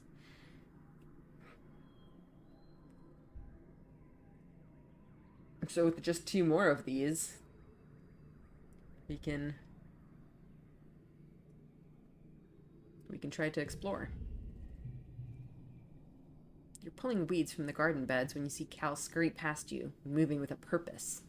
He doesn't even stop to say hello before he disappears into a barn. Honestly, it feels like you get toughness so much faster than you expect for it being just 1 more than you get bravery. Yeah, I think we also started with a higher base level toughness. I don't remember why.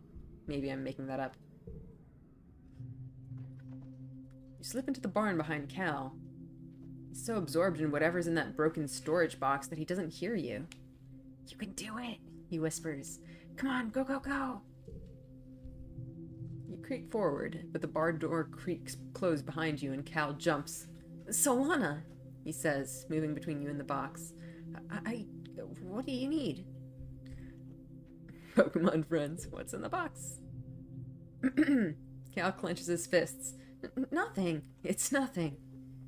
Whatever Cal is going to say next is interrupted by a chirping noise from the box. Cal gasps and whirls around, and you both rush forward to look. Inside the box is a pink caterpillar-like creature about the length of your arm, blinking up at you with its big, multifaceted eyes.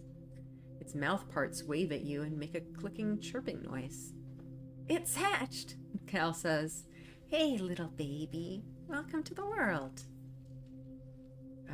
What is it? Dunno, Cal says. I looked it up on the Surveyor archives, but nobody's found anything like it before. It's true. You have no idea what this creature is. You knew about this thing? Yeah, it showed up in one of the first shipments of mushwood, he says, rubbing its little nose. Just curled up in a little cocoon. It looked like a dried up leaf, but warm. I didn't want to just throw it away, in case whatever was inside was still living, and no one was using this busted up storage box, so... Oh, look at that. That is a big creature! Cal puts the small creature on his shoulder. What are you, little buddy? Cal asks. You look like a big old caterpillar, but cuter. The creature yawns, showing off circular rows of tiny, even teeth. It nestles against Cal's neck as he scritches it under the chin. Maybe we call you a dilly pillar? He touches one of its 6 white-capped feet. Socks! Socks the dilly biller. Aw, it's so cute. I hope nobody finds out. Same here. Do you remember Mr. Manners, the mouse we found on the stratospheric? The grown-ups wouldn't let us keep her. Aww. He frowns. I wonder what happened to her in engineering. Maybe Tang knows. Oh no! I'm sorry, Mrs. Manners. Definitely a bug type, so it won't be too useful past the first couple of gyms. There have been a few bug types with competitive viability. I see, I see. I have to hide her, Cal says, looking around. Think she'll be okay if I keep her in the broken storage box? He places socks gently into the box and closes the lid. Go back to sleep, little buggy wuggy, he croons. Sleep tight. They use the mouse to develop an engineering anti-mouse plague. For lab testing, yeah, that doesn't make sense. Yeah, that's what I assumed. I feel like it probably did not go very well for her. Alright, so this card becomes red.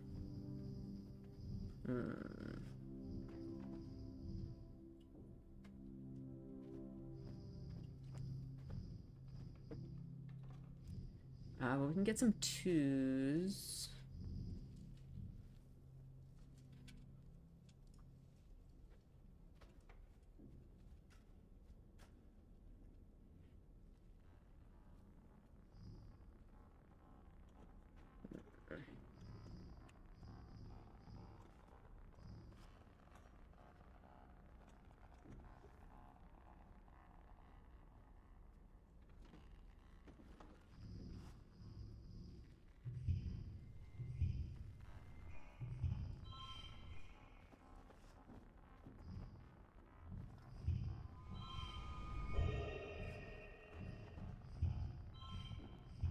No.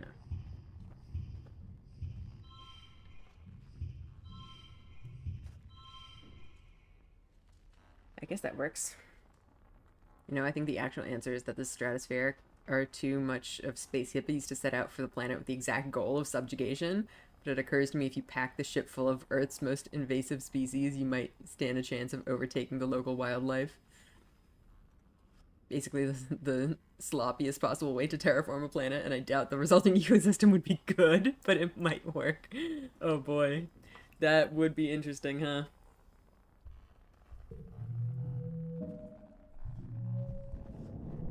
That's a lot of toughness. Oh, we're so close. Oh my gosh. Imagine it could do lot vines everywhere. Oh, that would be terrible. You're finishing breakfast in the common area when Marzipan struts in. Look at you eating cereal, she says, turning her nose up at you. I bet you don't even know what day it is today. Is she gonna hate that or is she gonna like it? She might hate it, but we're going child profit, so. No, you dummy. Mars starts, then pauses and gives you a suspicious look. Wait, what did you say? Well, anyway. Today, she announces to the room, is St. Valentine's Day. Dis and Tammy wander over to hear more. Interesting that Dis is curious about this. Okay. Tammy cocks her head. Why pigs? Before Mars can answer, Dis snorts. This is dumb. Marzipan just made it up to get free candy. He rolls his eyes and walks away. As he leaves, Mars shouts at his back. Well, nobody was going to pick you anyway. You stink. That sounds like fun. Tammy nods enthusiastically, her hair bobs jangling. I'm going to tell all the other kids about it, Mars says. So you go around and find your best friend and give them a gift. She points her finger at you. Make sure you do it by the end of the day or it doesn't count. And if too many people want to meet my best friend, she adds, I'll hold tryouts for the position. It's only fair. So now with Tammy, that changes the math here.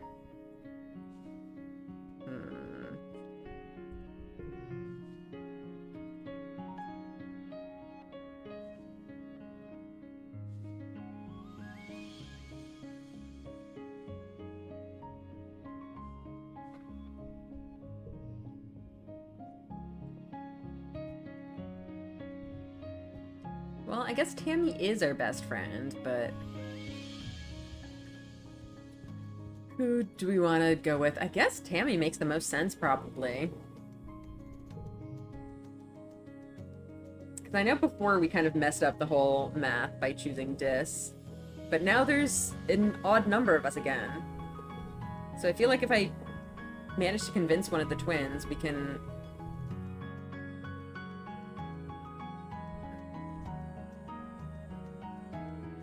kind of curious what the heck this is all about. I actually don't remember if we did this last time. I find Dis watching the jungle through a gap in the fence, kicking the dirt with his toe. Just quietly walk up. Must be in one of his moods. We did do it last time, yeah. Well, I know we did the best friends thing last time. I don't remember if we watched whatever this was with him. Oh, here we go. Sit and watch the jungle with him for a while. Ask if he's ever been on the other side of the fence. Dis nods quietly. A few times, yeah. There's a way through behind the garrison building. We both sit in silence again for a long while, until he breaks it by saying, "It's really nice out there." Oh, well, now we got to sneak out! Okay. I don't think we even needed... we just needed the empathy. Oh, now we get to sneak out when we're super close to the toughness requirement. Well, the toughness requirement doesn't actually let us leave the normal way. Because they'll still, like, the adults still won't let us go. We would still have to sneak out.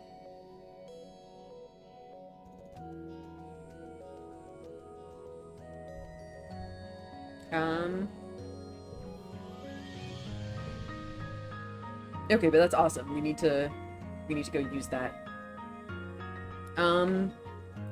I feel like we should probably just do it maybe this month after we do the Valentine's event. Just because if we wait until we get our stress up and then rest, it's gonna be like the end of the year already.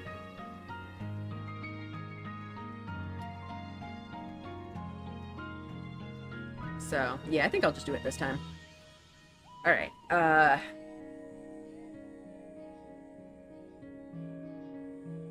so, who do we pick?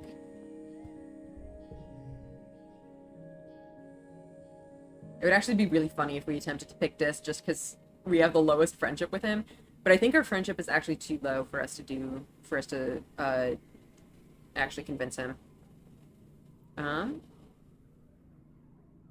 Should we go with Mars? That would also be interesting. I guess Tammy is maybe kind of the canonical option just because we do have the highest friendship with her.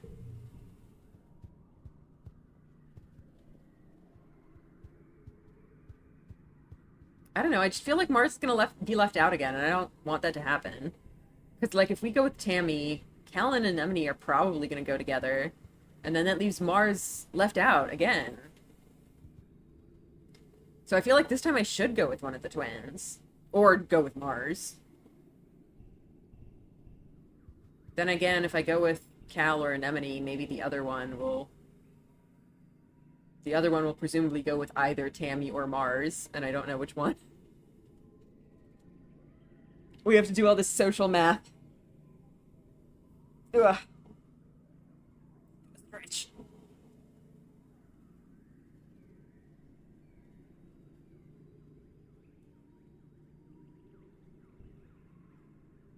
I feel like Mars is the only one who cares about it at all. I don't know. Tammy definitely seemed invested, and I think, Cal and Anemone are, like, down with it at least.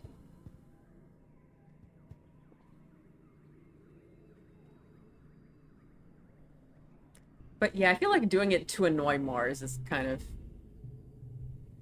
not great. Logically, we should be friends, so we can't do that one for sure. The social math is further complicated by the fact that the twins will never pick each other as best friends, even if it would otherwise leave them BF-less. Well, the thing is, they're not participating, I don't think. I think they're not picking anyone as their friend, either each other or anyone else, just because they're not participating in this activity unless we convince them to.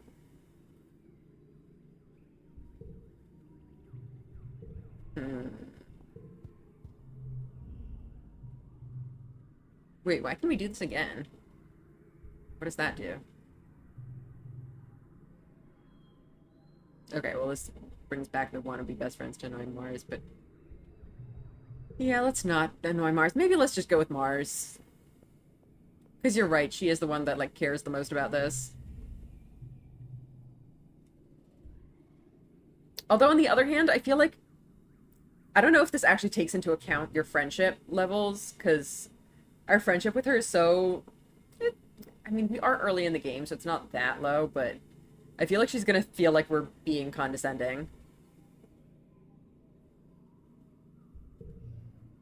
I guess let's try it. Like, IRL, if we had the kind of relationship that we had with her and the kind of interactions that we had with her, if I were to walk up to her and say, wanna be best friends, it would absolutely sound like I was messing with her. I guess we'll try it. Let's see what happens. She hums, opening her hollow palm. Let me make sure I didn't promise too many other friends already. As if she doesn't know exactly.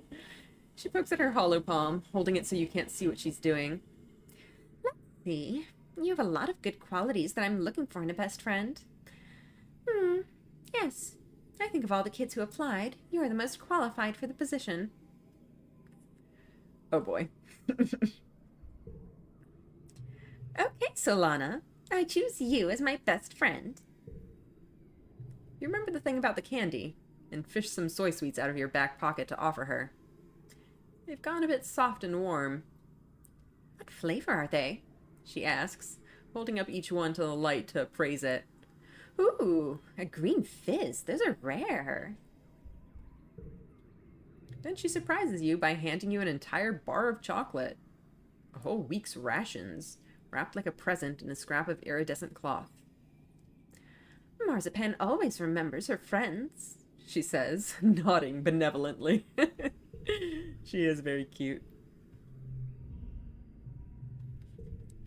Alright, it is getting a little bit late in the stream, but I think maybe we can complete today with a little exploration. I mean, explorations always go long, but I think it's probably okay.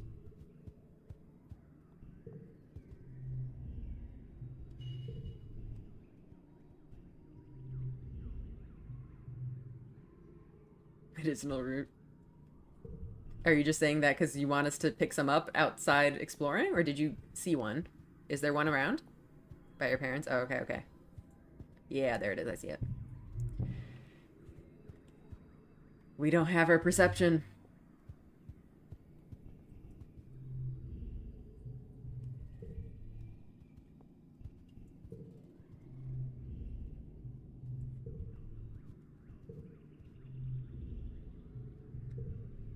No eagle eyes. I know it's terrible.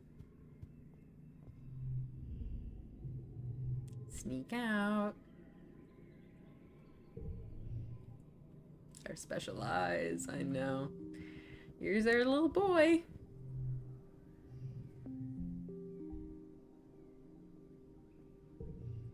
You slipped through the drain pipe and out of the colony before anyone saw you. And yeah, there's Dis.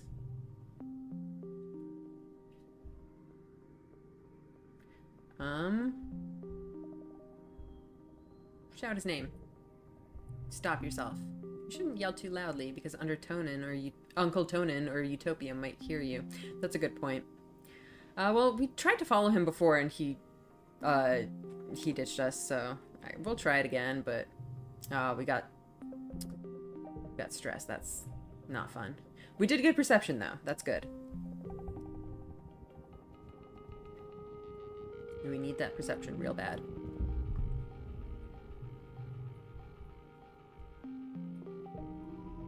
Hot by time.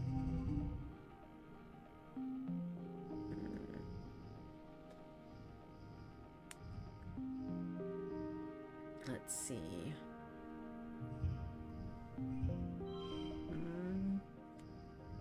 Let's leave this for later.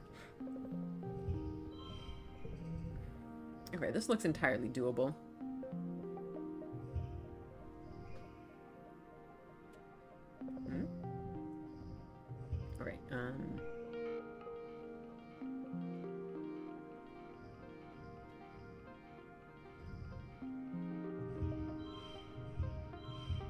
That's something.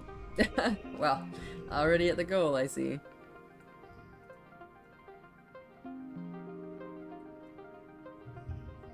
No, wait.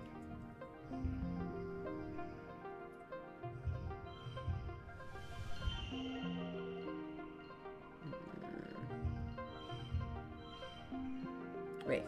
No.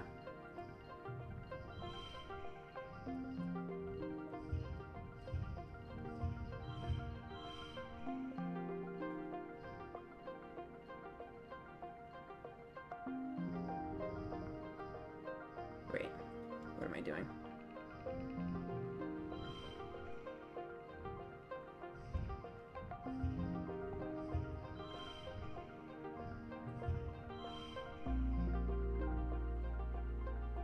I mean, I don't know if I really need to try to go all the way. Maybe let's not lose our kudos.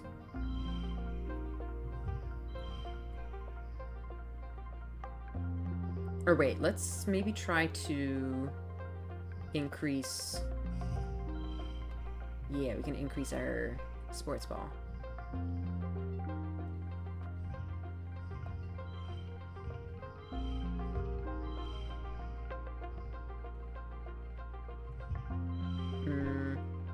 Okay, yeah, that's good.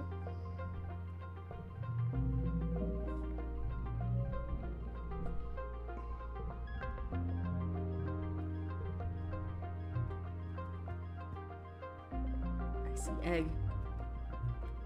Make sure we're not, like, missing any other stuff around here.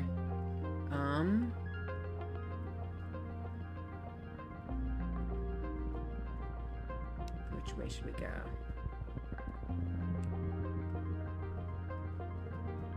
Go up this way first.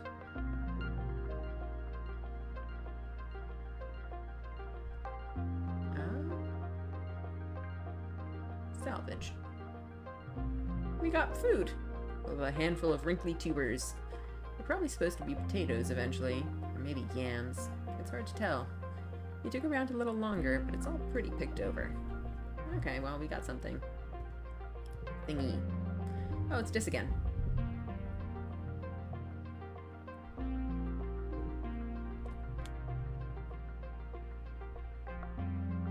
Hi, Dis.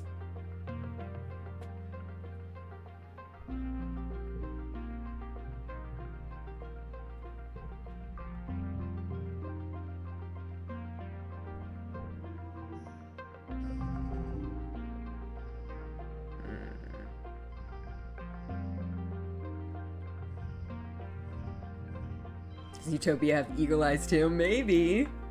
That would be interesting.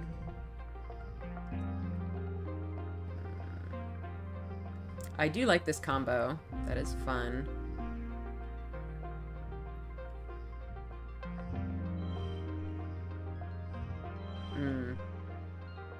Well, that is unfortunate. I would have preferred for that to be a 3, but oh well. Playing sports ball plus delusions, our new beloved. I mean, it could be fun. Actually, this would be better, I think. Because we get the flushes.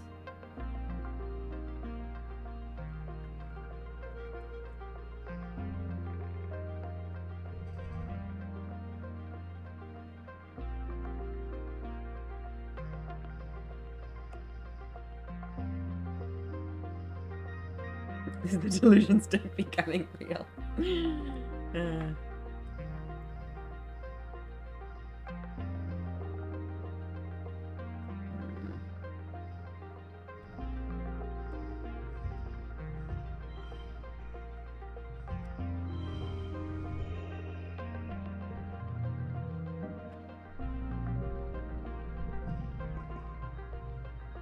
Ooh, 30 stress. This one perception. Nice. Gotta keep exploring.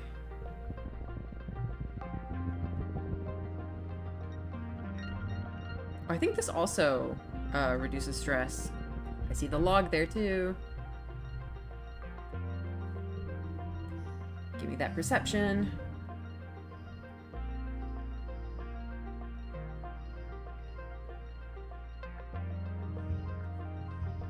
I guess we can do this. Let's try to make use of the wild card, though. Let's do this instead. We definitely want to use this. We can have a 2/2. I guess we can do...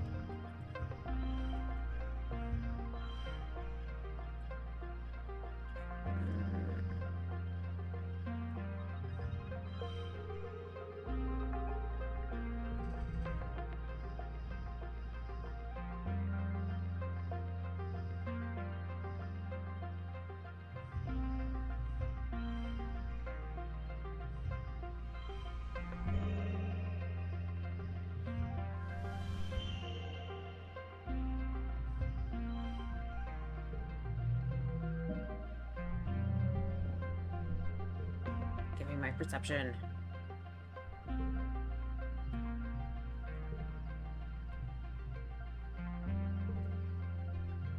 Heck yeah.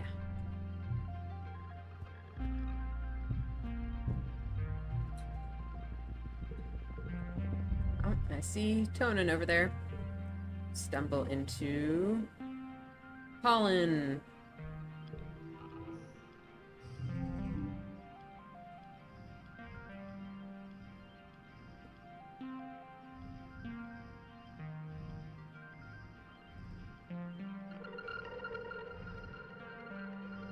I don't know, there isn't really much good we can do with this. Oh, there's a 5/5. That's not bad.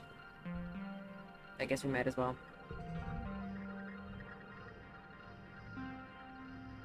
So many delusions.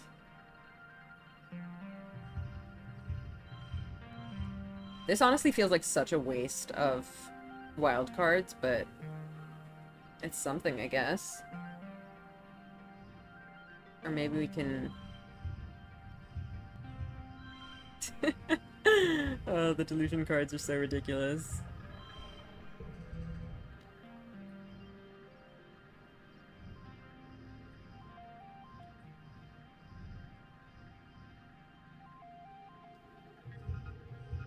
I'll use the wild card here.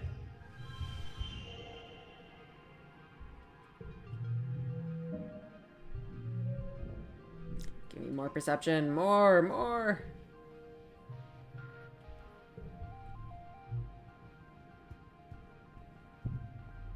Egg.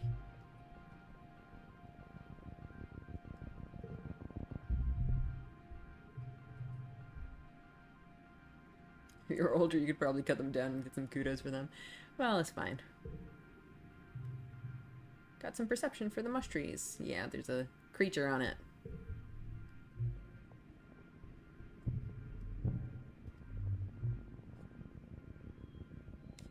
So it looks like we can do about 2 more events.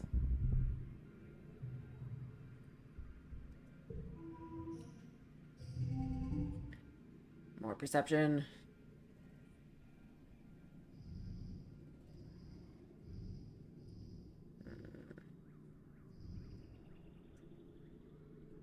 Perception check. Solana strikes again, yep. I guess we'll try to do this.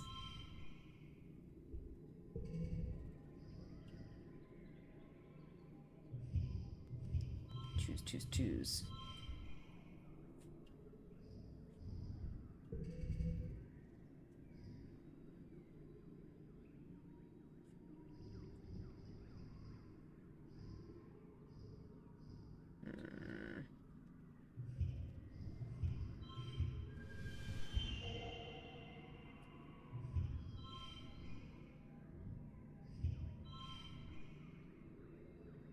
So this would potentially be a 4 if we can... Well, good enough, I think.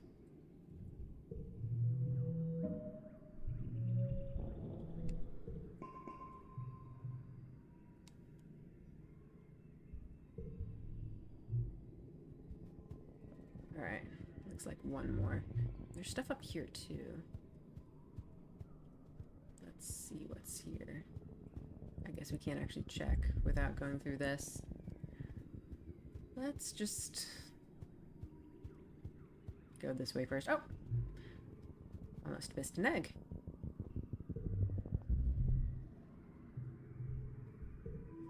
Bravery time.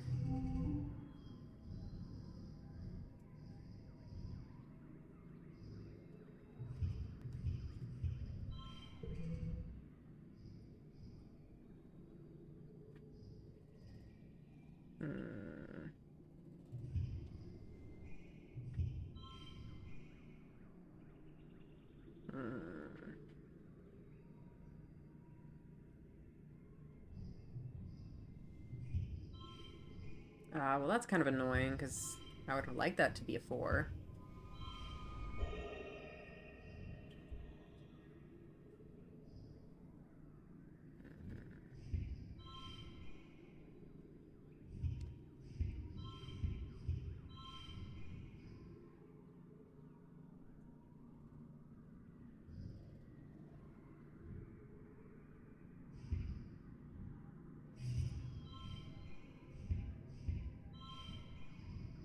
Let's go with that. Whatever. Definitely want to use that.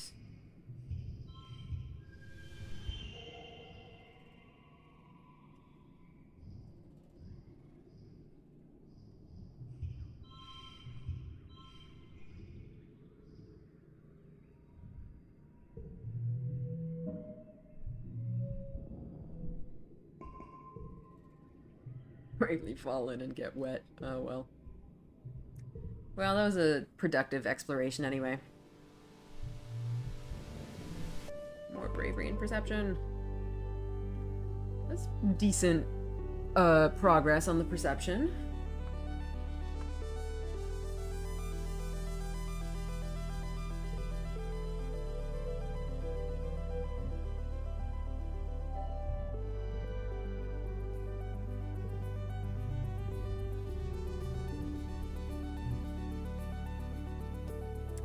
So I guess if we...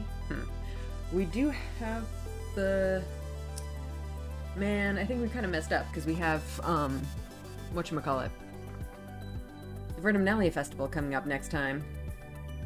I wonder if we can get a dad hug. That might help.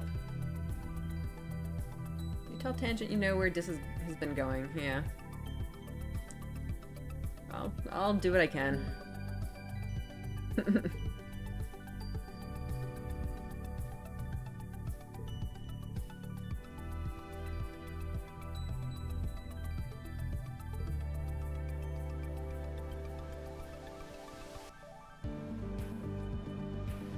Log.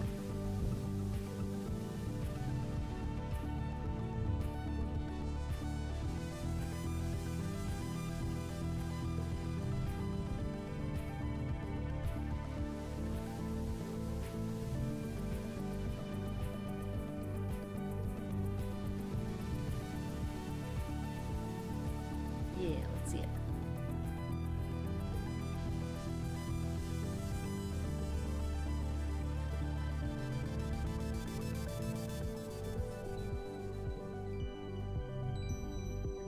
Almost to daring you to eat this worm.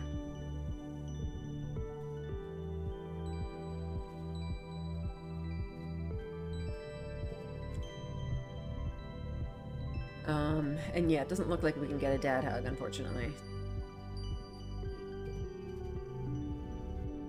Nope. No dad hug today. I think we need to rest.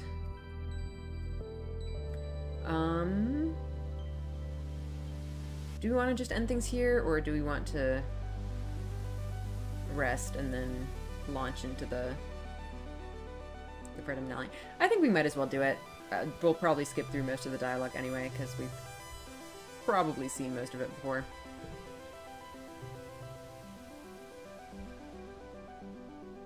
Everywhere is hot this time of year, but at least indoors there's shade and some modicum of climate control. It's not a lot, but it helps. When you get bored of Watato juice, you amuse yourself by coming up with juice cocktails with fancy names and even fancier presentation. The younger kids really appreciate the half-frozen slushy version. Cute. I don't think we're at the point where we want to be getting rid of ones yet. Especially since I wanted to experiment with upgrading them potentially. You need some max skill, though, for the upgrades, right? I totally forgot which one it was. So we might not even unlock that this playthrough. Who knows? What do we have? The zeros I think we can definitely get rid of, except for extra fingers, because the +1 on challenge win is really good.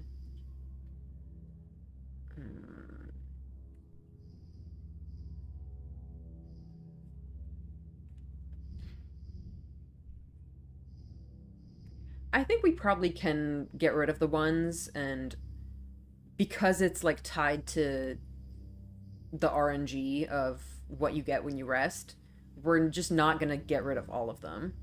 So there's still going to be some that happen to be left over, and if we get the upgrades, we can experiment with them there. So I think we have enough like 4s and 5s at this point that we can, well, okay, not a lot of 4s and 5s, but a couple, and 3s and 2s. I think 1s are not important. Let's just get rid of it.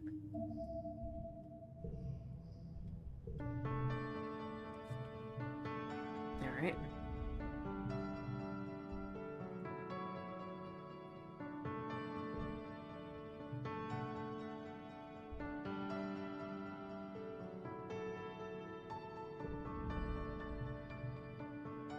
Yes, shopping is happening.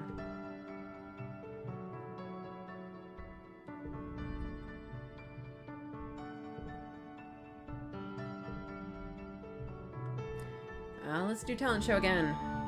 Dis and Mars are your competitors for the talent show.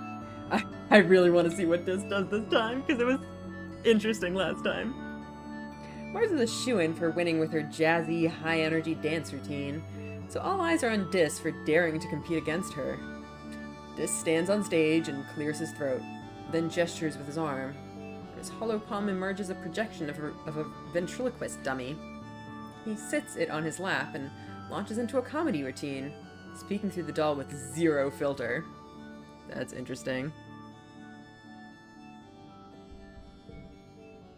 The judges all howl at his impression of Chief Engineer Instance, but the crowd favorite by far is Administrator Seek's thin, self-important voice coming out of the doll, imperiously demanding that not everyone can have perfect scores, they have to be rationed appropriately. Dis looks flustered by all the attention, but proud as well. He bobs in a little bow before leaving the stage to raucous applause. I never knew that Dis had such a talent! And that's so cute. I kind of want him to win. Should we throw this one? Maybe we can let him win. That's so cute. All that time we spent with him last time and we never knew. That's so funny. Like, does he enjoy doing this? Does he do this for fun, or is he like being pressured into it? Because like I can't imagine him like being interested in participating in something like this. That's so strange. That's such a like different side of him. Oh my gosh, it's so cute.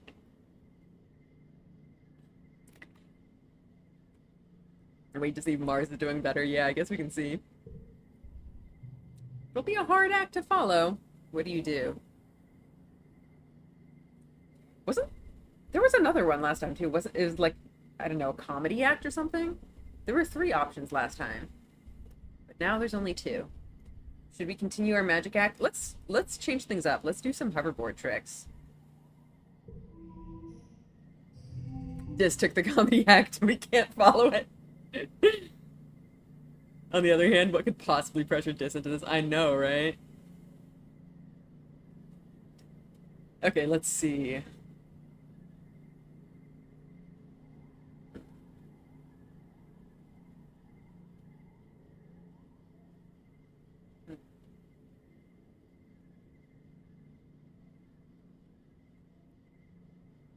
I mean, 0, 1, 2 is kind of tempting, but honestly, the turns yellow is actually working against me there. There's no social pressure from the colony that could convince Dis to do a social activity he doesn't want to do, yeah.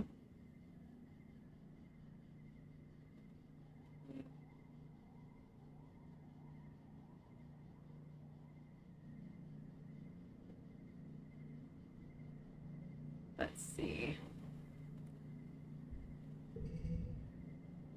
Although I see you've looped back around. Yes, we have. We're on our second playthrough now. We did save Tammy, and yeah, we're getting through the stuff. We're on our second Vertimnalia. Yeah. As you can see, our stat spread this time is very different.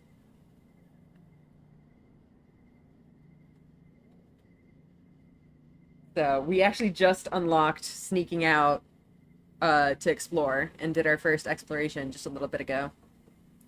So I would very much like to get our perception up again so that we can get that max perk. We know the gardeners have no interest in pressuring Diz to put on a comedy act specifically, so the most likely option is that Diz has the talent and wants to cultivate it. That's so great! We never knew! In our whole last run, we never found out about this talent that Diz has. And this interest. That's so cute. I love it so much. That's adorable. Maxing out perception is one of the best things you can do in any run. Yeah, exactly. Because the thing I was saying earlier is that even in a run where you don't plan to do a lot of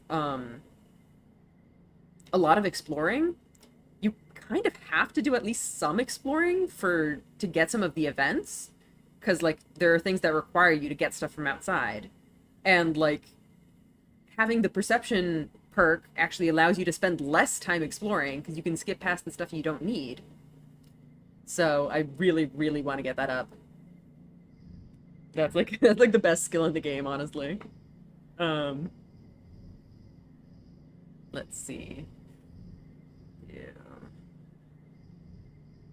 We can do a sports ball combo. Yeah, and a lot of the lore happens outside the colony, for sure. Do this. Do you want to do that or save that for later?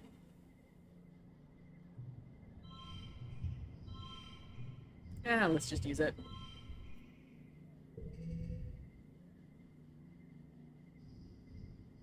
Okay, 3, 4, 5 is nice.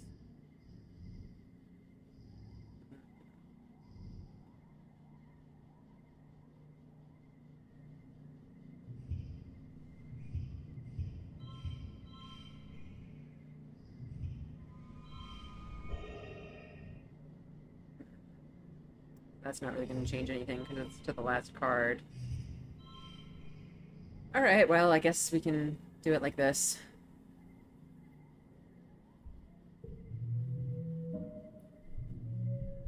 No skill changes, R.I.P. You thrill the crowd with something you've been working on. Rhythmic performance incorporating music and hoverboard tricks. It's a hit. You win by audience applause. Dis just shrugs and smiles. He didn't mean to win anyway, so there's no hard feelings. Mars, on the other hand, is livid. I worked on my routine for months, she cries, and refuses to shake her hand. Wow, she's such a sore loser. After the festivities are over, everyone takes time off for a much-needed break. Mars organizes a water fight that takes over the whole colony, even the adults. Brightens everyone's spirits, even in the thick heat of dust. Mars, this is how anime friendships work, yeah. You end up on the top of the western wall with Dis. Yep. Cute. So we have that option now, too. I feel like we should use it. We should get some more friendship with Dis. We're not really friends with him much this run. We must develop a heated rivalry of talent against talent. Yep. Alright, well, I think this is a good spot to end today's stream. We'll be, I guess, continuing next time. So we got through, like, a year and a bit. We got a decent amount done. So last time I think we averaged about 2 streams a year. So maybe this time we'll be able to get through faster with more like 1 stream a year. So that'll be interesting. I do want these to go relatively quickly so that we can get in as many runs as we can. Otherwise, I just think I'm gonna get tired of doing this. So, good stuff. Yeah, I don't even remember, like, what's coming up in the next couple years. Until, like, year 14, obviously, is when shit starts to go down.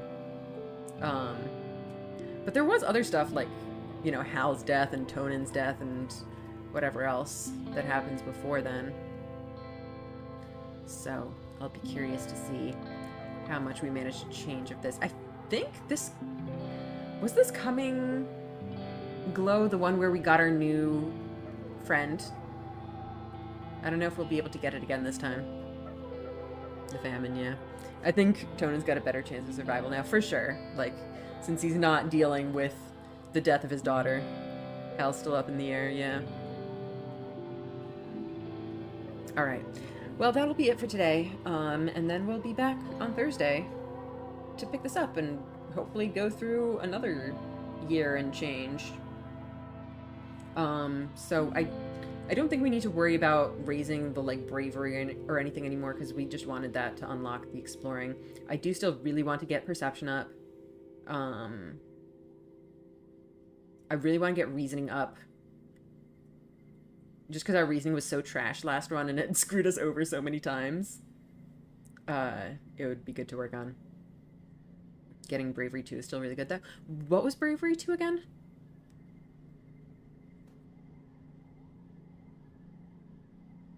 I really don't remember most of the perks. I know there's some that, like, give you more cards or give you more gear slots. Reduced exploration cost? I actually don't remember how that worked. Gives you less stress on that. Okay, yeah, in that case that is really good. Okay. So that would be something worth trying out. I feel like our bravery has been going up so slowly, though. Like, I was actively trying to work on it.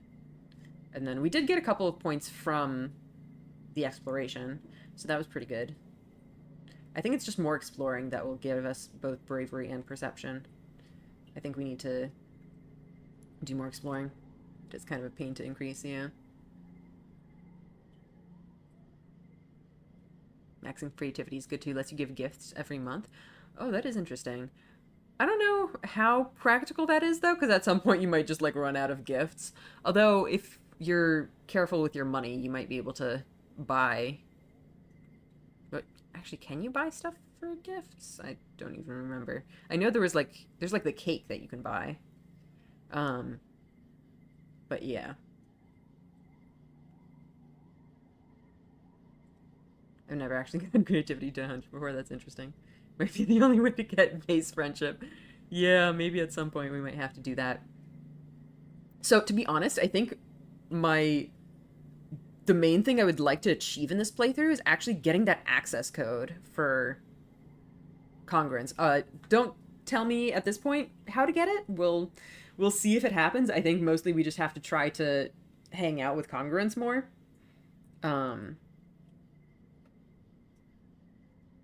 Because, yeah, I definitely want to try out what happens if you use that. You'll probably get high creativity anyways because of our genetic enhancement. Yeah, absolutely. I'm not really worried about our creativity. We're already at the first perk. Alright. Cool. Well, I guess we'll continue this on Thursday. Alright. I hope you guys have a good rest of your day, and I'll see you next time. Alright. Bye.